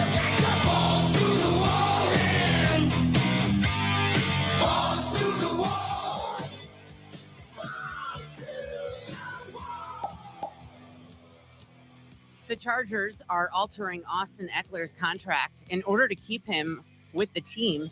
ESPN reports Los Angeles added $1.75 million in incentives to Eckler's current deal. The running back had requested a trade back in March after publicly saying he was underpaid. Eckler is heading into the final season of his 4-year extension and is due for free agency after the 2023 season. The 28-year-old rushed for 915 yards and 13 touchdowns last season, while adding 722 receiving yards and 5 additional scores. So we mentioned earlier LeBron James. He hasn't directly confirmed retirement plans as of yet. The timing of these kinds of rumors is fascinating given the Lakers' current crossroads. Even with a run to the Western Conference Finals, it's clear Los Angeles needs a major retool before it can compete for a championship and help James win a 5th title. NBA fans and reporters seem to think James might use retirement talks as a way to push the Lakers to improve the team or simply get what he wants with good old-fashioned leverage. He wouldn't really consider retirement as a serious next move, would he? I mean, I don't know what his mental state is or if his body's exhausted. The amount of damage those guys take on is crazy. He has said he wants to play with his son, but I think we're still a few years from that. So he definitely could renegotiate his contract to get less time, had to have to play less. Yeah. Actor Adam Driver is going to play a key role in Sunday's Indianapolis 500, the 107th running of one of the biggest motorsports events in the world. While Driver won't actually be driving, of course, the House of Gucci star will serve as the 2023 Indy 500 honorary starter. He joins a long list of celebrities who have helped kick off high-profile event nicknamed the greatest spectacle in racing. To officially start Sunday's 500-mile race around Indianapolis Motor Speedway's iconic 2.5-mile track, Driver, who's known for other films like Marriage Storyland, Logan Lucky, be perched above the start-finish line to wave the green flag as Indy 500 pole winner Alex Palou leads the field into turn 1. Last year, Miles Teller had the honor, and before that, actors like Chris Hemsworth, Matt Damon, and Christian Bale have been the Indy 500 honorary starter. Driver's lucky will have perhaps the best view of the start of the race. The 2023 Indy 500 is set for Sunday, and the green flag is scheduled to fly at 12:45 Eastern time on NBC. Coverage begins at 9 a.m. on Peacock before moving to NBC at 11 Eastern. One of the things about Adam Driver is that when they go around, he'll go, more! If you've seen the meme, you know. The Texas Rangers may be getting their ace back on the mound soon. Right-hander Jacob deGrom threw a 32-pitch bullpen session on Monday as he continues to recover from elbow inflammation that has knocked him out of the lineup since late April. Rangers manager said that deGrom's session went really, really well, and he told the media that the 34-year-old feels great. The 2-time National League Cy Young Award winner has gone 2-0 with a 2.67 ERA in 6 starts this season. And finally, Michael Bisping briefly came out of retirement Saturday night, choking out Steve-O. He did not come out of retirement. Well, he choked out Steve-O unconscious in a UFC octagon while the Jackass star refused to tap. It all went down at the UFC Apex Center on Saturday in Vegas. Steve-O was in the building to watch the UFC Fight Night card, but got in on the action himself after all of the fights were settled. Yeah, this is not a thing. It was a promotional thing. No, it was something that he wanted to record and do. Another guy did it. There was no one else in the arena. It was... It was nothing. He did not come out of retirement at all. No, they got in the octagon. Michael applies pressure, and after about 12 seconds and a refusal to tap out, Steve-O went to sleep. Of course he did. Steve-O has a thing where he fights going to sleep when he goes under for surgery. Right. And so him and the other guy were seeing who could last longer. Yeah, Bisping, he's former middleweight champion. He laid Steve-O down on the canvas while everyone waited for him to wake up. And after a few seconds, Steve-O popped up his head and said, "Oh, S," as everyone cracked up. Bisping told Steve-O, "You are one crazy bastard. Are you okay?" Getting choked out is a crazy feeling. You're not, I don't care. It's not like being put under for surgery. No, Yeah. totally different. Yeah. That's your Balls to the Wall Sports. I'm Lindsay on 97.5 KMOD. Balls to the Wall Sports is powered by Miller Lite, the original light beer. Great taste, 96 cal. It didn't change anything. No. So now you're out of television. Yeah. And you discharged a weapon in city limits. Right. Yeah. That's a charge in itself right there. You're at a friend's house. Mhm. Okay. Because I know you're love not a it. huge football fan. Yeah. But you watch football. Yeah, I'll go over there, hang out, drink some beers. Your smoke girl pot. loves Yeah, football. she loves it. Yes. I like it. And matter of fact, Gimpy initiated a text to tease me about the Chiefs game on Sunday. Yeah. Which is totally fine. I can take it. Mhm. I'm fine with that. It's just unexpected coming from me. Yeah, not normal. Yeah. But still awesome. Yeah. And so I'm like, hey, come over, watch the game. Okay, bet, man. We watch the game. We Yeah, got man. beers, whatever. We're having fun. The game goes south. Patrick Mahomes chokes. Ooh, wish he did. He did. He threw that ball choked. right at that He fool, choked. too. He pushed a pass.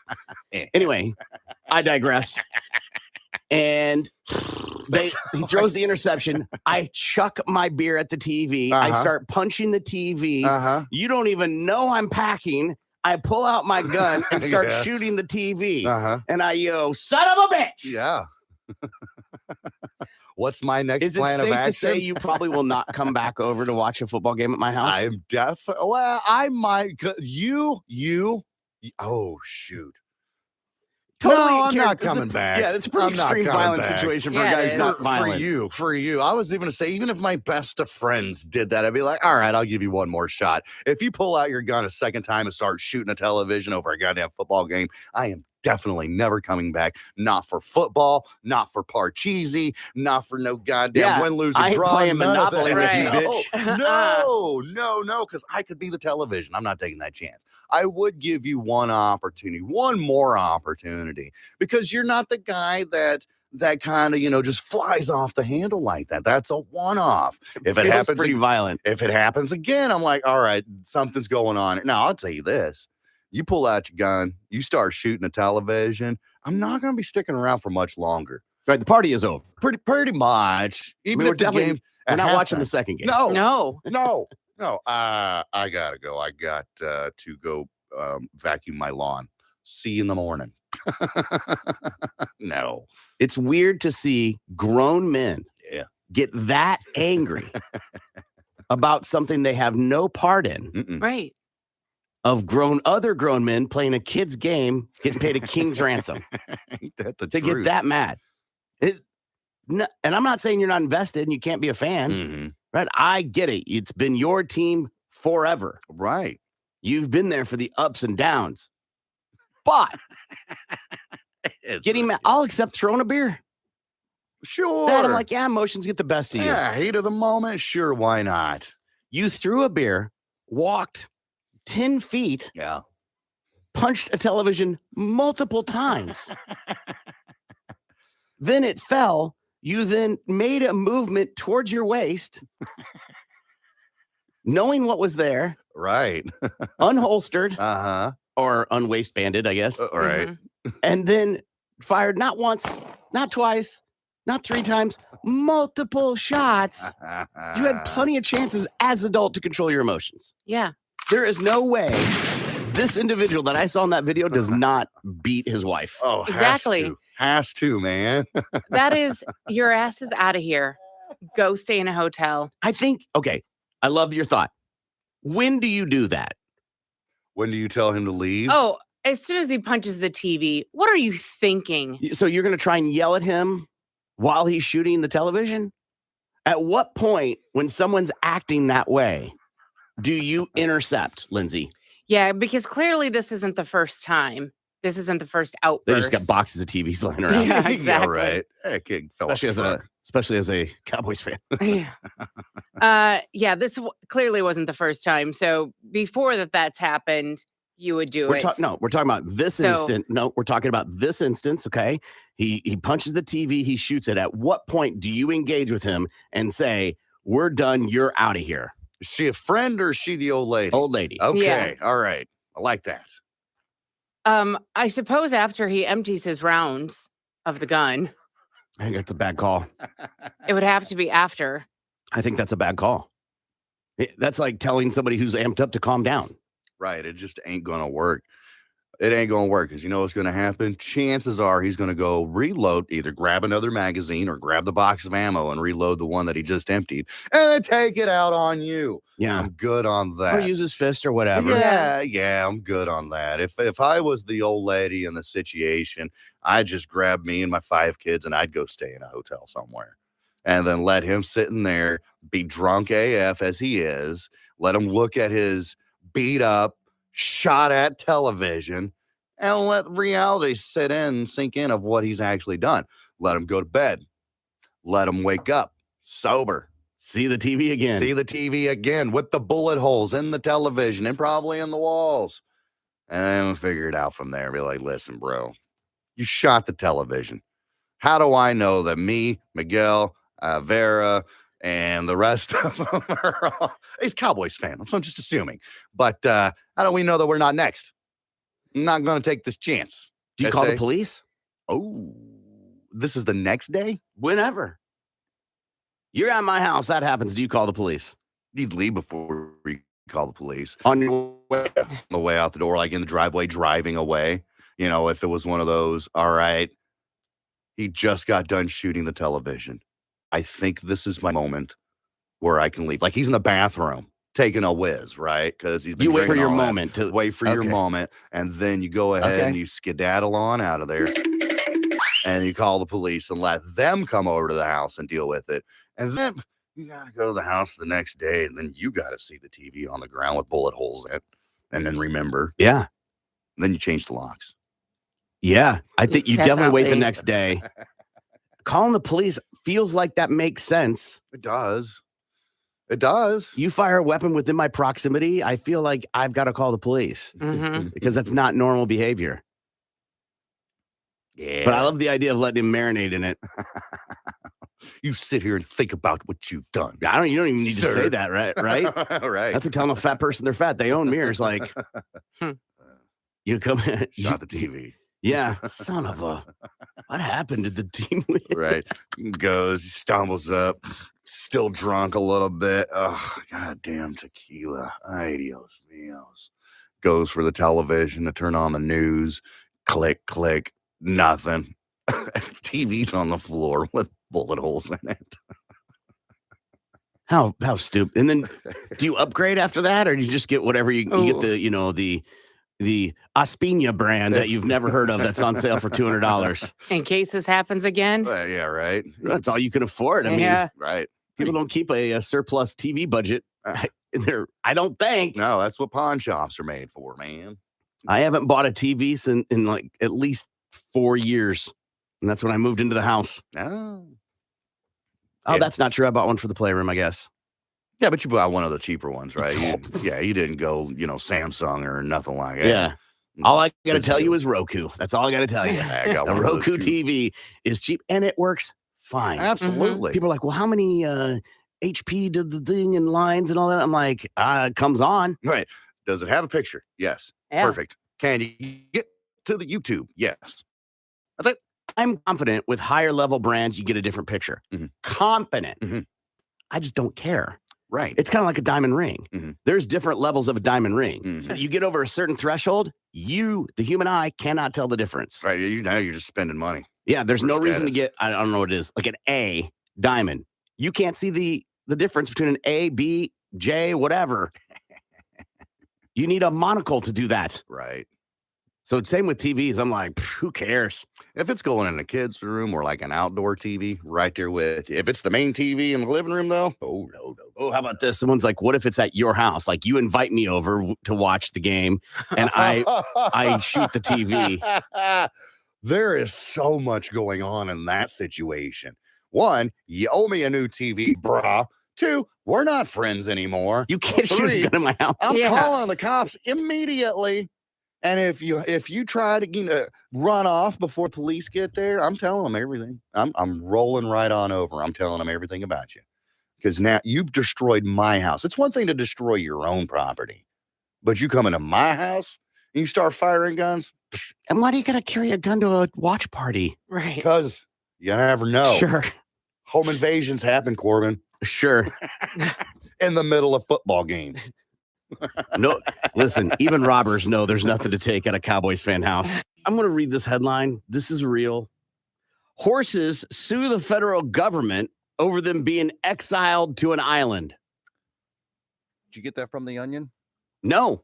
Horses Hired a lawyer. Uh-huh. And they're like, hey. From what Mr. Ed. I know you want to say nay, but I mean, so they're suing the federal government and the national park.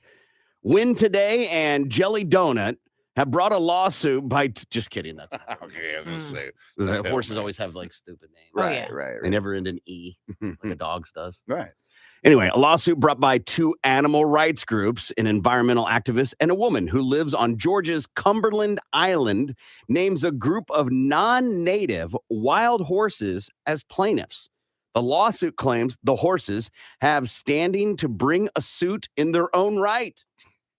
The suit argues that the habitat surrounding the animals on Cumberland Island's national seashore has been gradually damaged by the horses and that the government should move them off the island. Okay, so the horses are suing to stay on the island? I'm lost in this weird lawsuit. Yeah, this says a lawsuit brought by two people. They're like, hey, these horses are ruining our coastline. They need to be moved. And then the horses are like, nay. They're the plaintiffs, so they are going, hey, okay, we represent the horses. Here's a question. Free time? They have a lot of free time. Yes. Because, if you have enough money, you can call them and go, I want to sue XYZ. But typically, you got to do some research and all those other things that come along with it and then do that. Yeah. Right? And so, like, as an example, I'm going to sue somebody, right? And so I've been doing all this research, preparing small claims court, right? I'm preparing to do that. Right. I didn't just do it. I mean, I could have just done it. Right. But I'm trying to do it the right way. And so, but if you have free time, then you can be like, you got all the time in the world. You go to brunch. Yeah. And then you're like, hey, these horses are ruining my view. Let's sue and make as if the horse wants to leave. I don't think the horse wants to leave. I think the others, I don't know. How'd they get there? That's a good point. It's an island. So how'd they get there? I mean, animals run away all the time. True. So, they could have just bounced at any point in time. Except this is an island. Right. Yeah, true. So unless they built a boat or Noah was available, I don't know how they got there. Unless, maybe the water receded dramatically. Right. And allowed them to trot a gaggle of them. That's not the right term. Of them across. What is it for a lot of? I think I heard. Okay. Herd of horses. I just don't want to buy that. I feel like murder and some of these other ones are much better. They could have come up with something that isn't already used by cattle, right? Maybe it is. And so it feels like they didn't just trotted over there at one time. It's a team. A team of horses. I think the same goes for mules too, right? Think about like Borax and 1,000 mule team. Sure. So learn something new. A team of horses. I feel like the defense attorney is gonna be like, "This is a piece of cake. We'll just ask them. Right. We'll put them on. We want to call them as a witness. I would like to call my first witness, Starlight. I want to call my first witness, winning streak. Right. I would like to call my second witness, Mama's little helper. He's a good little horse, aren't you? Right? I want to call my first witness, I'm with bloat. Right. These are actual horse names. I'd like to call my first witness, Jesus versus God, fight. Oh, jeez. It's an actual horse name. Wow. I'd like to call my second witness, Fred.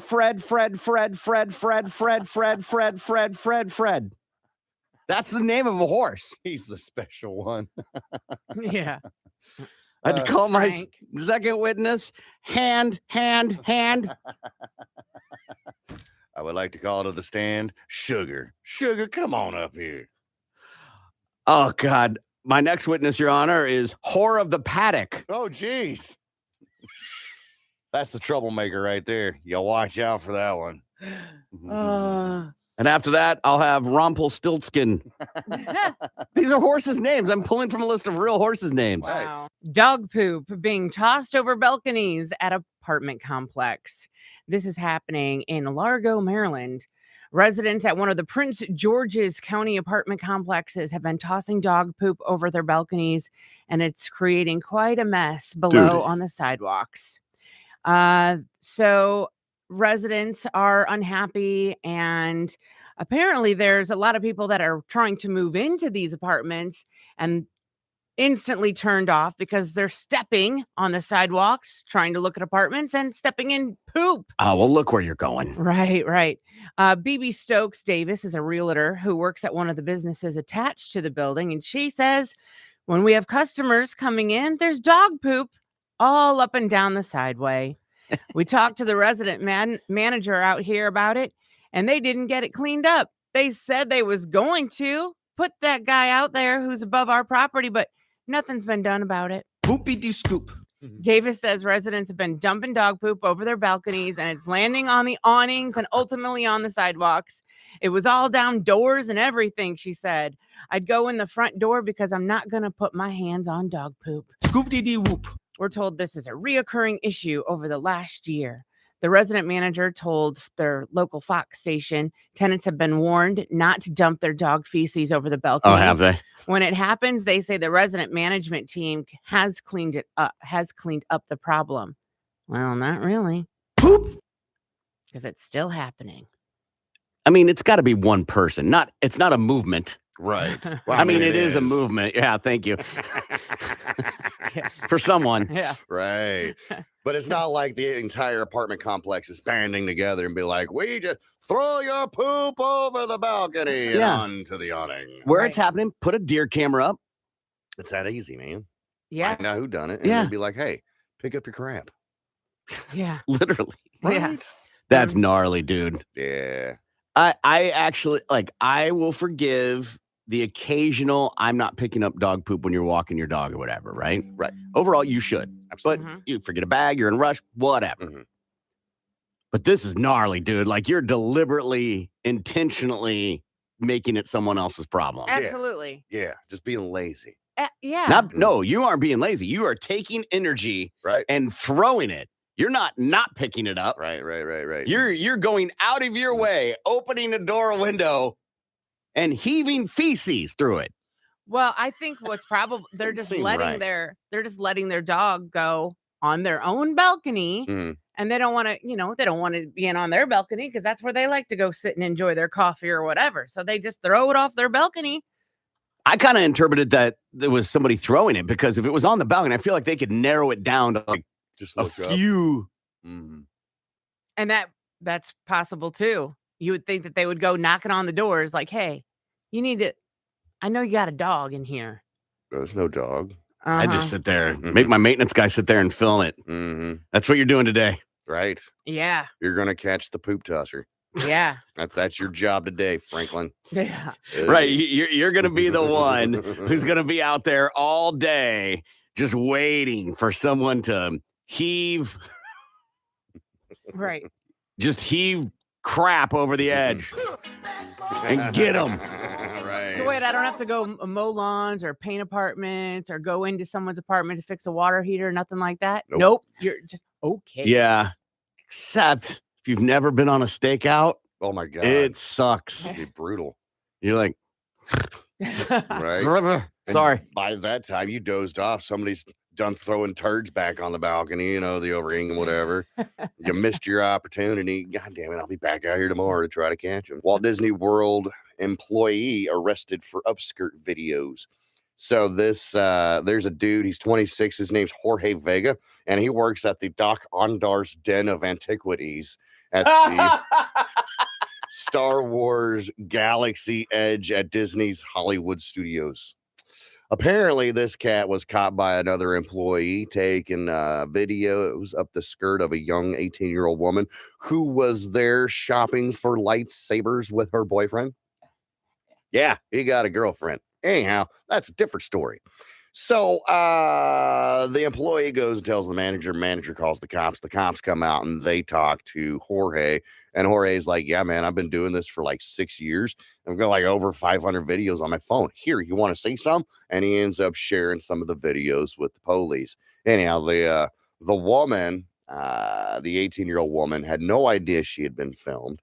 Old Jorge told the police that he does this because they're hard to find on the internet and that he uses them for gratification. Hey, he is an entrepreneur. Yes, he's helping out. He's providing a service. At Disney, we want go-getters. Yeah. Solving problems. Yeah. Well, Jorge got popped for video voyeurism. That's what he's in trouble This for. story feels familiar. I know it's not the same story, but I feel like we've read a story before about somebody doing this, but it was some other child predator thing or something, but it was like a janitor or somebody in the back. They say here's not the first time this has happened at the Disney World or whatever. It says back in 2018, Eric King, a Walt Disney World cast member, was caught using his phone in an employee-only men's room at Disney's Animal Kingdom and was charged with video voyeurism. Another member said that he was at the urinal when he noticed that Mr. King was filming him under the nearby bathroom stall. I'm kicking somebody. Oh, for sure. And then here's a fun one. Yambao Zhang, a Chinese national. I'm sure that's not how you pronounce his name. He pleaded guilty to voyeurism in 2014 after he took pictures of girls between the ages of 4 and 7 while he was vacationing at the Magic Kingdom. Listen, I'm sure the Disney jail's awesome. Yeah. Because that's where I would be going because I am assaulting an MFer. In a heartbeat. In a heartbeat. I don't know if they're like, let's say I'm at the urinal, like taking a whiz, and I look down and there's a phone filming me. I'm just going to piss on the phone. Yeah, my aim's going to get really bad really quick.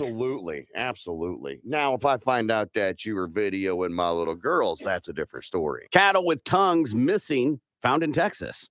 It's a bizarre story where authorities are investigating the mysterious deaths of about a half dozen cattle, and they were found with their tongues cut out. Ranchers in Madison County are looking, that's about 100 miles north of Houston. They said they found mutilated remains of 6-year-old longhorn cross cow last week with their tongue cleanly cut and removed. Sheriff's office said it learned about five similar cases in the neighboring counties. There's no signs of struggle. There's no footprints. There's no tracks. And grass around the carcasses wasn't disturbed.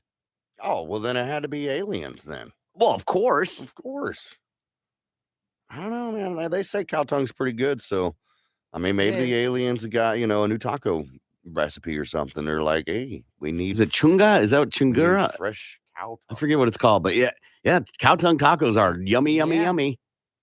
I like a good tongue taco. I saw yesterday, or maybe it was this morning, that in Ajira's family, he left a crazy message to them, and apparently they played it, and he's on the run. Really? Yeah. Like he admitted legit, he is on the run, running from the police. Yeah, with a girl, her kid, and meth. Some other girl. Yeah, some other girl. Yeah. We're going to run out of meth eventually, but okay. And my thing is like, come on, man, what you're facing isn't that crazy. You didn't rob a bank. Yeah. Right? It's not like you would be going to prison for a long time. Right. It was assault, right?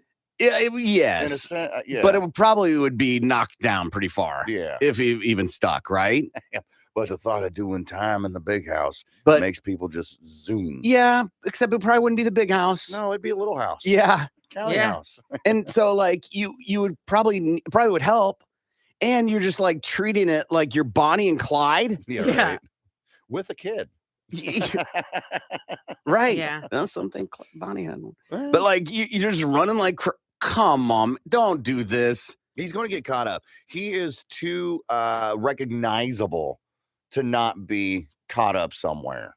You know what I'm saying? If we were here, let's say we're having lunch at Sam's Southern Eatery, and Bam's sitting there eating some of that delicious fried shrimp or whatever. It's funny you bring that up Yeah. because Lindsay and I just this morning, my wife flew out of town yesterday for some work. And in the airport, she sees one of the ladies from Real Housewives of Orange County. And she's like, is this Vicky? And I'm like, sure. Because I watch it occasionally with my wife a lot. And so Lindsay does her stealth, sleuthing and finds out she's got family here. Yeah. Oh, how about that? Yeah. But yeah, you're right. Like somebody is going to be like, hey, man. Yeah, that's Bam. That's Bam. Side note, Pippi Longstockings is moving to Tulsa. Just thought I'd let you know. Really? Yeah. What? The gal who played Pippi Longstockings in the 90s movie, Erin something another, I think that's her name. I had seen it on the Facebook. She went and visited the Outsiders House Museum, posted a picture of it and says, I'm so excited to move to Tulsa, blah, blah, blah. And I'm like, well, that's cool. Pippi Longstockings, huh? Totally deserve that. Yes. What? Yeah. No. Yeah. What? Yeah. You know better. She gets passes. You know better.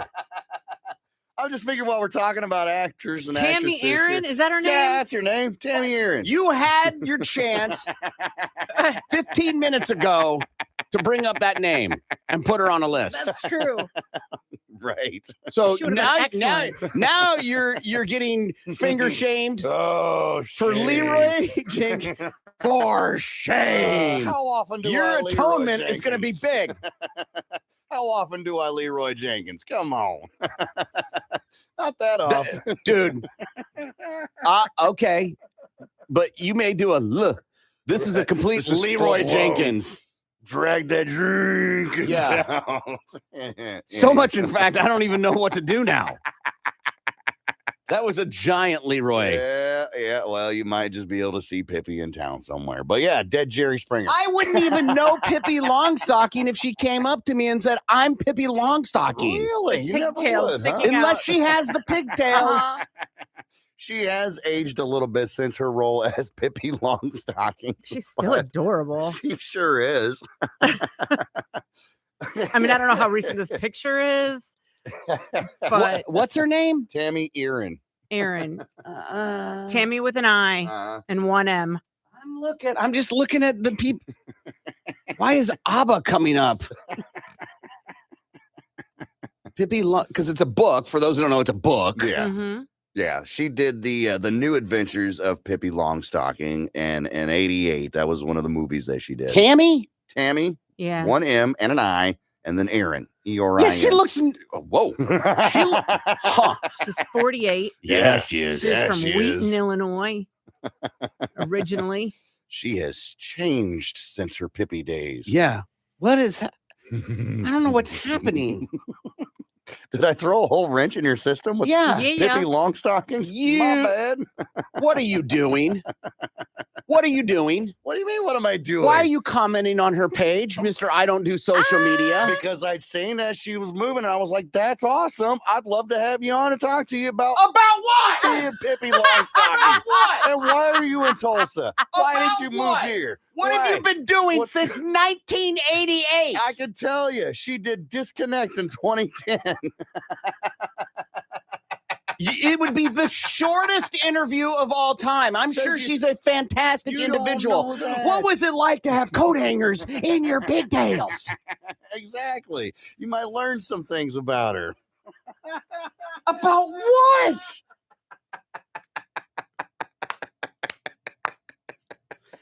Get wants Danny Boy Right, on. this- Don't Yeah. get her. He's old news, man. He's been in town long enough. Shooting your shot. Get out of here. Hey, why not? That felt self-serving. It's got a thing for redheads. It is what it is. I don't even know what's happening. All right, Jerry Springer's Pippi. dead. Oh, Pippi. Redheads and beards. Hit the button. Yeah. Yeah. Hotel guest wakes up to manager sucking toes. So this Scusi. yeah. Oh, my mistake. No. This is not where I parked my car. Ooh. The incident happened in late March 30th, but the guy was just arrested. The manager was just arrested Friday, so that's why it comes down. So there's a dude, he was staying at the Hilton in Nashville, and he wakes up. Yeah. He looks like someone who does that. Yeah. Yeah, you look like a toe sucker, don't you? Yeah, you do. So this guy, he was staying at the Hilton there in Nashville. He wakes up at 5 a.m. on March 30th because the manager, 52-year-old David Neal, was down by the foot of his bed sucking on his toes. So naturally, he confronts the guy and recognizes him as the night manager because he'd come in with another employee the day before to address an issue with TV. Yeah. So he calls the cops. The cops come down. He admits that he went into the room. David did. Says that he went in because he smelled smoke and he wanted to check on the guest there. But there were no smoke reports made to security and no other reports at all whatsoever. The key that Dave used to get in, and they didn't get it back. He says he threw it away. Nonetheless, they arrested him Friday at his home for aggravated burglary and assault. So, like, there's a story as recent as March about assaults happening in hotel rooms. Okay. And that they are on the rise. Really? Because of the use of the electronic key, specifically women, happening to women, right? Mm-hmm. And like all the things you're supposed to do to like safeguard yourself. Some say like buy a rubber stopper. Okay. Right. Door stopper, but put it on the back side of the door. So if someone gets in, they can't push it open. Right. They sell aftermarket things to put on doors. Things like even the moment you get into a room as a woman, probably anybody, I've always done this, is you do the latch every time, no matter what. Yeah, where they only get the door open like maybe 3 inches. Mm-hmm. Don't latch your door so because you go to get ice or whatever. Like, be overly cautious. Nonetheless. Huh? Yeah. Yeah. So he made another key. Yes. He went and made another key card, and busted into this guy's room, creeped in, ding, ding, ding, ding, ding, ding, ding, up to the foot of the bed, peel the blanket back. How do you peel the... No, but... Somehow he got access to his toes. Yeah, but he wasn't like... Okay, let's DEF this. Yeah? He wasn't planning. He didn't know his feet were going to be hanging out of the bed or whatever. He didn't know the guy was going to be asleep. That's true. True. You're taking a gamble going in. But I mean, you can assume at 5 a.m. that most likely they're going to be asleep. Not necessarily. No, I don't think so, dude. 5 a.m. is not necessarily too. We're up. Mm-hmm. You're up on a reg. A lot of 5. people. A lot of people at work, like, are on work trips, right? Yes. So, like, I hear you. Yeah. If it's Vegas, or something, or a Saturday, I'm with you. It was 5 a.m. on a Thursday. I had to look at the calendar. Okay, see when March 30th. I like was. that. Yeah. So it was Good- on a Thursday. Good job, detective. I like that. So, like, yeah, it makes you're taking maybe he misinterpreted a wink. Oh, like he thought he was invited, but he's like, Oof. I've got to get in. I've got to make my own key to get in. You see what I'm saying? So, It just feels weird that he didn't know. Again, he didn't know the feet were going to be available for sucking. Right. Well, maybe when he went in, it was a little warm in the room, so he had one foot out from underneath the covers. Totally, but again, the was- perpetrator didn't know that. Right. So this is what I'm trying to get to is he's done that before. This time the feet were just available. Mm-hmm. He snuck into rooms before. Maybe not have sucked on any toes or anything. Yeah, because they were all covered. Because you don't just lightly lift. They're tucked in. Yeah. Hotel sheets are notorious for being super tucked in. Yeah. Good point. That's a good point. And that just goes to show you never know. Yes, You which never is know. going back to what I said.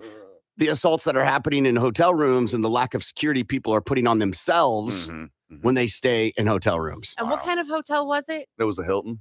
So a nicer hotel with probably a hotel bar. Maybe he was, since he was the night manager, he had been watching him. Maybe he was at the hotel bar drinking. And so maybe he knew how late he was up. Okay. So he Like, yeah, knew this that he guy's would be tanked. passed out. Maybe, yeah. Yeah. Following you back to your room, sir. Oh, God. Mhm. Dude, I'm a dork. Like, I put a chair in front of the door. Right? So if Ain't you nothing open the wrong door, you're going to bang the chair. with that. You're definitely getting kicked in the face, right? It's not wrong. If you wake up and somebody is sucking your toes, right? You can kick them in the face and be in the right. Absolutely. I mean, they're in your space. They've breached the door, right? Yeah. I just think that the octane of what's happening is going to throw you off. And so, and that person is aware that they may get caught. So they're skedaddling, they're Scooby-Dooing out of there. Right, when you're like, hey, what's happening? Why is my toe so wet? What? And then that person's gone before you can really get your wits about you. Right, because you just woke up and you're like, what's going on? You don't wear glasses. Yeah. Open up the door to see who just ran outside and they're gone already. Yeah. I call this day spa or dispensary. Mhm. Okay. So basically, I've got some businesses. These are legit businesses in Tulsa. Oh, fun. It's either a day spa or a dispensary. Okay. Now, based off the name, you're going to chime in with and that's how you're going to buzz in. Corbin or Lindsay. Okay. Got You it. get one shot and one shot only because this is a 50-50 chance. There's no point in, hey, would you like to guess, Lindsay? He said it's a dispensary. No, it's a day. So you only get one shot. Okay. Whoever wins at the end, I got a big prize for you. Okay. Like a little nug, maybe? Yeah, that's what I'm hoping. Maybe. God knows you Or have day plenty. spa? Right. So, day spa or dispensary, are you guys ready? Ready. All right, we're going to take it up from the top here. Euphoria. Corbin, yes. That's a spa. Euphoria is a dispensary. No points for anybody on that one. All right. Nirvana, day spa Corbin. or dispensary? Corbin. That is a dispensary. Corbin would be correct. Come on, Lindsay. You got to get in the game, woman. Get in the game. All right. Omni Oasis, day spa or dispensary? Lindsay. Lindsay. Day spa. Day spa is correct. So far, we're tied 1-1. La Fusion, day spa or dispensary? La Fusion. Corbin. Corbin, yes. That is a dispensary. Corbin.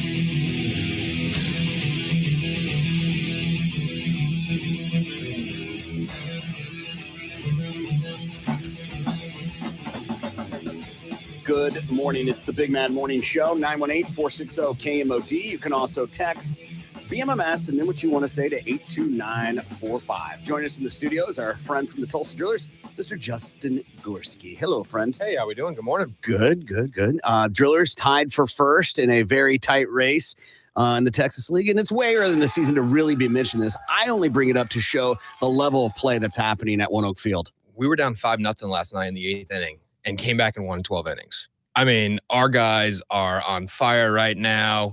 They're back here. We've already had 2 guys get called up, and Emmett Sheehan, who pitched for us last night. I was talking to Brian Carroll, our vice president of public relations, and he's been around for quite a while.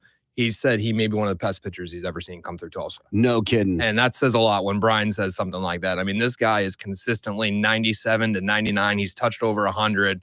And he kind of compared his fastball to, the great Nolan Ryan. And so this guy's got a lot of talent. It's pretty amazing. Number of home runs hitting already this year is crazy as well. You guys keep track of this obviously every year. To be at 46 and we're not even close to halfway. That's crazy. It is. The power we have and then the pitching staff that's behind it. I mean, these guys they're top notch. They're high level athletes and they're dominating. We actually have the lowest ERA in all of minor league baseball. So all 120 teams, our pitching staff has a sub-3 ERA, and it's the best of all of minor league baseball. Any level, anything, and it's amazing. And these guys are, then you get the home runs to back it up and the fun that we're having. And, Scott Hennessy, our manager, is having so much fun with these guys. And these guys want to play hard. They enjoy it in Tulsa. They have the best record at home in all of minor league baseball as well. So Tulsa's showing up, and we're having fun doing it. It's been great. Yeah, and so that's why you're here, is to talk about coming out to see them this week as they are in town for a homestand against Northwest Arkansas. And we have Bark in the Park is returning tonight. Yeah, our first Bark in the Park of the year. So excited. Dogs can bring their companions out, their human companions, and have a good time. Now, dogs are free. Obviously, you have to have a ticket to get in, but you guys can sit out in the Ferguson Key Lawn, the Budweiser Terrace, and enjoy it. It's such a cool event. There's so many dogs. We're going to have a ton of dog vendors out there. We're going to have, our bat dog's going to be out there. It's going to be a ton of fun. So it's our first one of the year. Dog, like with a mask and a cape? No. Bat dog.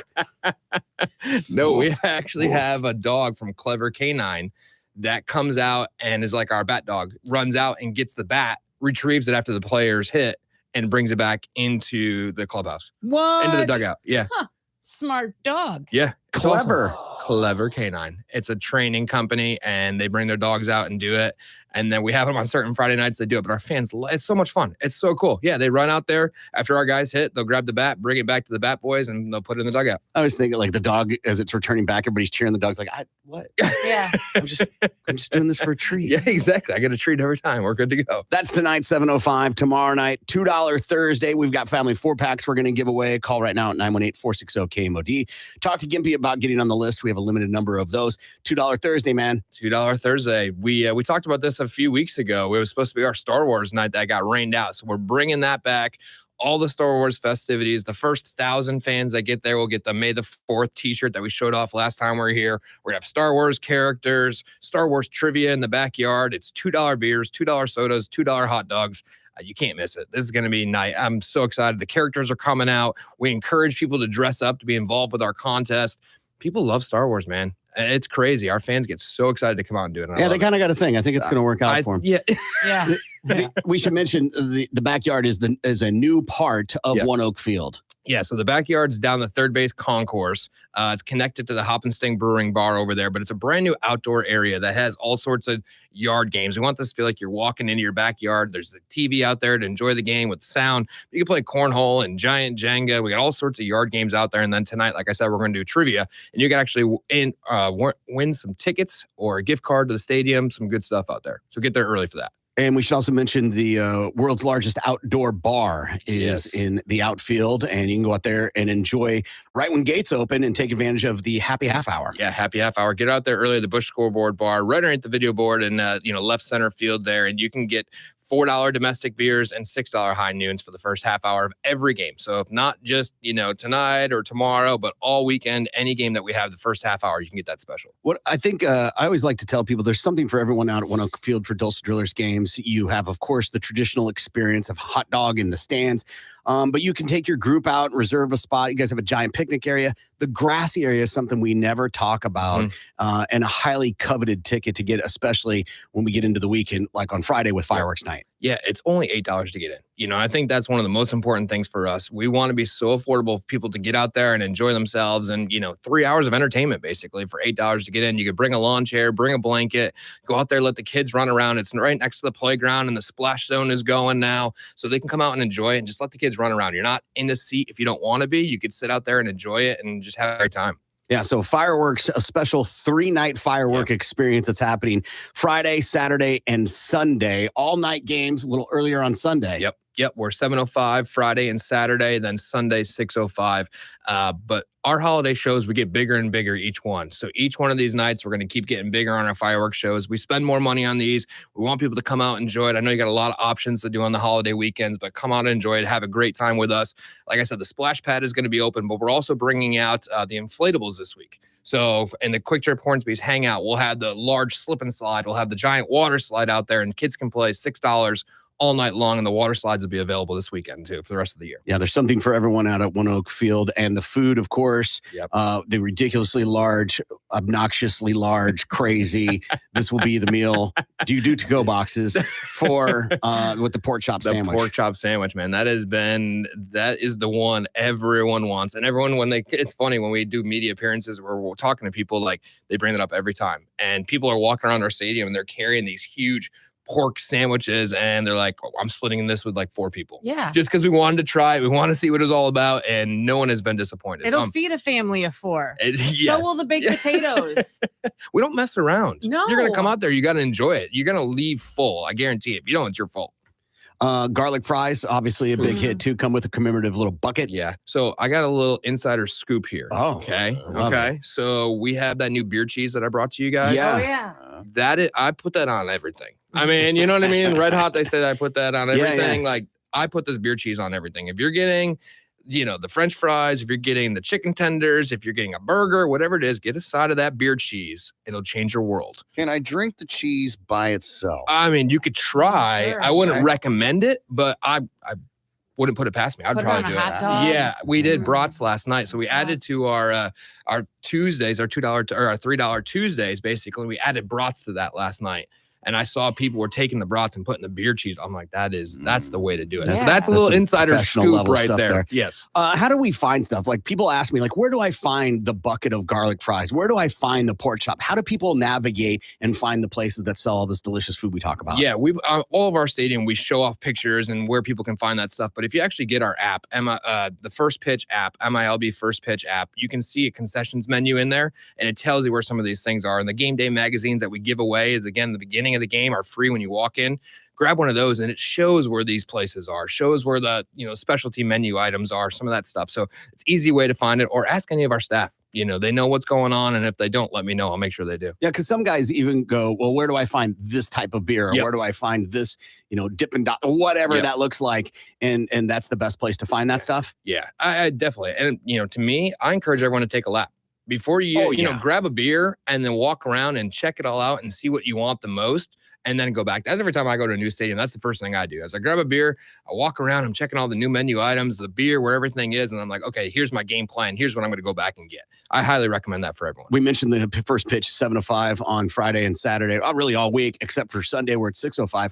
But you got to get there the first half hour when gates open. So if it's a 7:05 start, when do the gates open? They're going to be 6 o'clock. An hour before the game starts is when all the gates open. Again, get there early. Come enjoy it. This Happy is an half experience. hour. Happy half hour. Which is a Enjoy it. discount on beverages. Yes. What are the discounts look like? It's $4 16-ounce domestic cans and $6 high noons for that first half an hour. And again, our games are quicker now with the pitch clock, or basically the pitch clock. And our games are only lasting a little over 2 hours now. So come on out early, enjoy it, get your food, get in your seats, enjoy it, and then we're going to light up those skies with the huge fireworks shows all weekend long. We're really, really excited. TulsaDrillers.com to get your tickets, print and buy your tickets there. Find the game that you want to go to because fireworks shows sell out. So yes, you want to make sure you get those ahead of time. This is a completely sold out event that's happening Monday, but I want to give you a chance to kind of give people some heads up because there are some things that I don't think people are prepared for. And one of them is that tickets for the Savannah Bananas, which is Monday, it's completely sold out. Is that it is a GA event. Yes. So if you have tickets, if you're one of the lucky few that got tickets to this event, it's GA. So you got to get there early. Gates are going to open at 5:30 for this event. But we actually announced this morning on our social media, we have 4 tickets that we're giving away. So we have 4 tickets left. We're giving away a Loge Box table to our fans to say thank you for all your support. So go on there, sign up to win. It is going crazy right now. My phone is blowing up with people that are signing up, but this is the only way you can get tickets. Okay. There's nothing left. We don't have anything available to sell. There's nothing there. Please don't call the stadium. We don't have anything there to help you, but you can sign up and we're going to give them away this weekend and then someone can come out and enjoy it with us. Yeah. So make sure you go to the Tulsa Drillers social media page. You can get that through TulsaDrillers.com. But the biggest part is make sure you get there early because when that event starts, it's nonstop until the very end. So you want to get there early, get all your food and stuff taken care of for Savannah Bananas on Monday. TulsaDrillers.com. Memorial Day weekend fireworks are pretty much Friday, Saturday, and Sunday. And don't forget about $2 Thursdays KMOD night. And everything you need is at TulsaDrillers.com. Justin, good luck this weekend. Hey, appreciate it. Take a break and we'll be back. You're listening to the Big Mad Morning Show. This is Tulsa's Morning Show, 97.5. Again, we're just trying to convince for a second chance. What about a spa day? Sure. I'll go ahead and let you spend your money on me so I can go and feel better. Yeah, is he about going to myself. send her on a spa day? I think he needs to go to her and definitely, like, he needs to know from her what she expects from him. I don't think. what he wants her to Come do. on, What- Lindsay. yeah, Come no. on. Come on, Lindsay. Taking Come on, her- Lindsay. What? What he expects of her? What Don't have she sex with wants him other to do. people. Yeah, absolutely. That's what the expectation is. Absolutely. But he's done it. He's done the damage. Yeah, so we're He's talking about a done the second damage. chance. Exactly. So what do we're just talking about crazy ideas. Yep. Commit to Yeah. an idea, Lindsay. Yeah. So going on vacation, sure, it's nice, but now he gets to go on a vacation too. Like, it's almost like, I don't know if I want to go on a vacation with you right now. Hall pass. You want a crazy idea? Give her a hall pass. There, Give yeah. her an opportunity to even Stevens this thing. Mhm. And she doesn't have to tell him about it. Ever. Well, no, she knows about his, so I feel like it has It's to be only even. fair, yeah. If it's even, it's even. No. Why do you not get to tell anybody? Maybe she doesn't even take him up on it. He'll never know. Mm, You know what I mean? Let him wonder. Did she or didn't she? yeah. Usually works. Hey, usually does. Yeah. Withholding information. Yeah. People have already texted him what my feelings are on this. To me, it's quite clear. But they are asking. Yeah. Right? They are going, what's some scenario? What's a scenario? What is a possibility? Brandon is on. Hey, Brandon, how are you? Good. How are y'all? Good. What do you think? From a person who's been cheated on multiple times, I say the damage has already been done. But if he wants to win her over, they've been married 10 years. Renew your vows. Make new vows. Tell her you're committed to her and only her. You know, just go and renew your vows. That might win her over. You never know. Right, a mulligan. Yeah, pull a mulligan. Yeah. Pull that mulligan card. Pull it all day long. You said that you've been cheated on multiple times, Brandon. Would that have worked with you? No, because I stayed with someone who cheated on me 9 times. Whoa. Yeah. Are you But blind? Are you blind? Well, I lived 7.5 hours away from my family at the time. So I was kind of forced just to stick around because I was in a state I didn't know. I wasn't from that state. So I stuck around and rode out the roller coaster. What was her excuse on the 7th time? His excuse was I was away from the house for 2 weeks on walk and he got lonely. So this is your boyfriend? Yeah, it was my ex. Yeah. But when he said that, I was like, yeah, I'm done. I took the call around midnight when he was drunk, took the call, and I left and never looked back. Had to rip that Band-Aid, huh? I just left. I was done. Wait, that was the 7th time. Yeah. And then I you took the came call back. Took the call back because I was like, oh, maybe you changed. And the 9th time was finally the draw. For him I'm just being really honest. Him cheating 9 times, do you blame him or yourself? I blame myself for being blinded by love. But it stupidity. wasn't. No, it wasn't, though. No. It was not my fault, but I mean, I kept going back, No, it's so your fault. It wasn't love. It was my own stupidity trying to think I can change someone. Right. Hope. Well, it was hope. You were hoping. You were hoping he'd love you. Yeah. Yeah. Right on, man. Brandon, have a great day, man. You too. All right. See you later. These texts are Scott is on. Hey, Scott, how are you? Good. How are you? Good, buddy. What do you think? You know, let's be real. I love some of the comments, and you guys especially, but let's be real. You're not going to be able to give her a hall pass because we as men are never going to forget that. We're never going to stop dwelling on it. And, you know, we're going to be the demise of that at that point. I think there's only one way to really do it. Either walk away because you can't tell me guilt took over after. You were enjoying it then. You went out for that purpose to go meet somebody. So either open this up to an open relationship, ask her, hey, do you want an open relationship, or walk away now, brother, because you lost it. Let me ask you, Scott, what would be an argument they would have had that would have not justified him cheating, but going out and being completely reckless? Like what's something? Well, she would have had to cheat. I mean, the only way I'm ever going to cheat is she walks to me and says she just cheated. I'm walking out. I'm going to get me some, and I'm done with this relationship. But then, I mean, you're I mean, not let's really be real cheating as at a that man. point, are you, Scott? You're Well, you know, until that divorce, I get it. But there's no hall pass or a dinner or vacation. I agree with her vacation. That means she's not going to forget that. I don't care if 5 years down the road, that's going to be in every argument you have. Mm-hmm.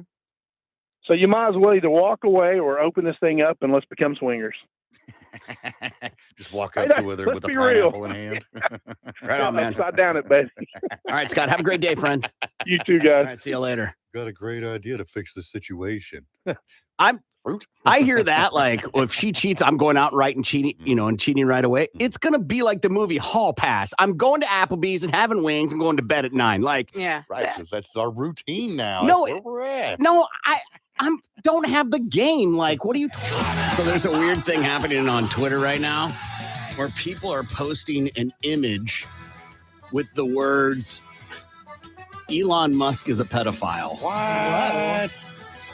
And they're because one guy did it and got like banned. And then people are like, wait, why? So wait, you can't do that? That's not okay. Okay. Just they're trolling. They're doing what he does. Right. But he ain't having it. Well, it's his business. Because it's his ball. So, like, Elon's a pedophile's truth. Oh, jeez. Ah, goodness. I have no idea if he is. I don't know anything about him. I mean, he doesn't fit the typical image. I don't know what that would mean. He's definitely not wearing a trench coat. Creepy mustache, stuff like that. Sure. Yeah. Pockets of candy. I don't know. I've done a sexual predator search, like near my home to see who lives there. Those people look like, what do you expect? Yeah, but were they like molesting small children or are they just peeing behind a dumpster? I mean, they're all different. They're all different. Yeah. But I'm just saying, some of them did do that. The ones that have mustaches aren't necessarily the ones that diddled children. Right. Sorry, I'm suddenly remembering a story I saw on the news where an investigation came out against the church, like in the Boston area, and they released it. Statute of limitations has passed and all these things, but they felt like they needed to come clean with this information. That makes sense. And some of the allegations against some organized group where they were even passing children church to church. Whoa. Wow. Lindsay, what'd you learn today? I learned that Tom Brady has decided to buy a share of the Vegas Raiders, but it's Tom Brady, so he'll probably change his mind and sell it in 40 days. And I learned a man crashed his U-Haul into a barrier at the White House. So, in other words, President Biden traded in his bike for a truck.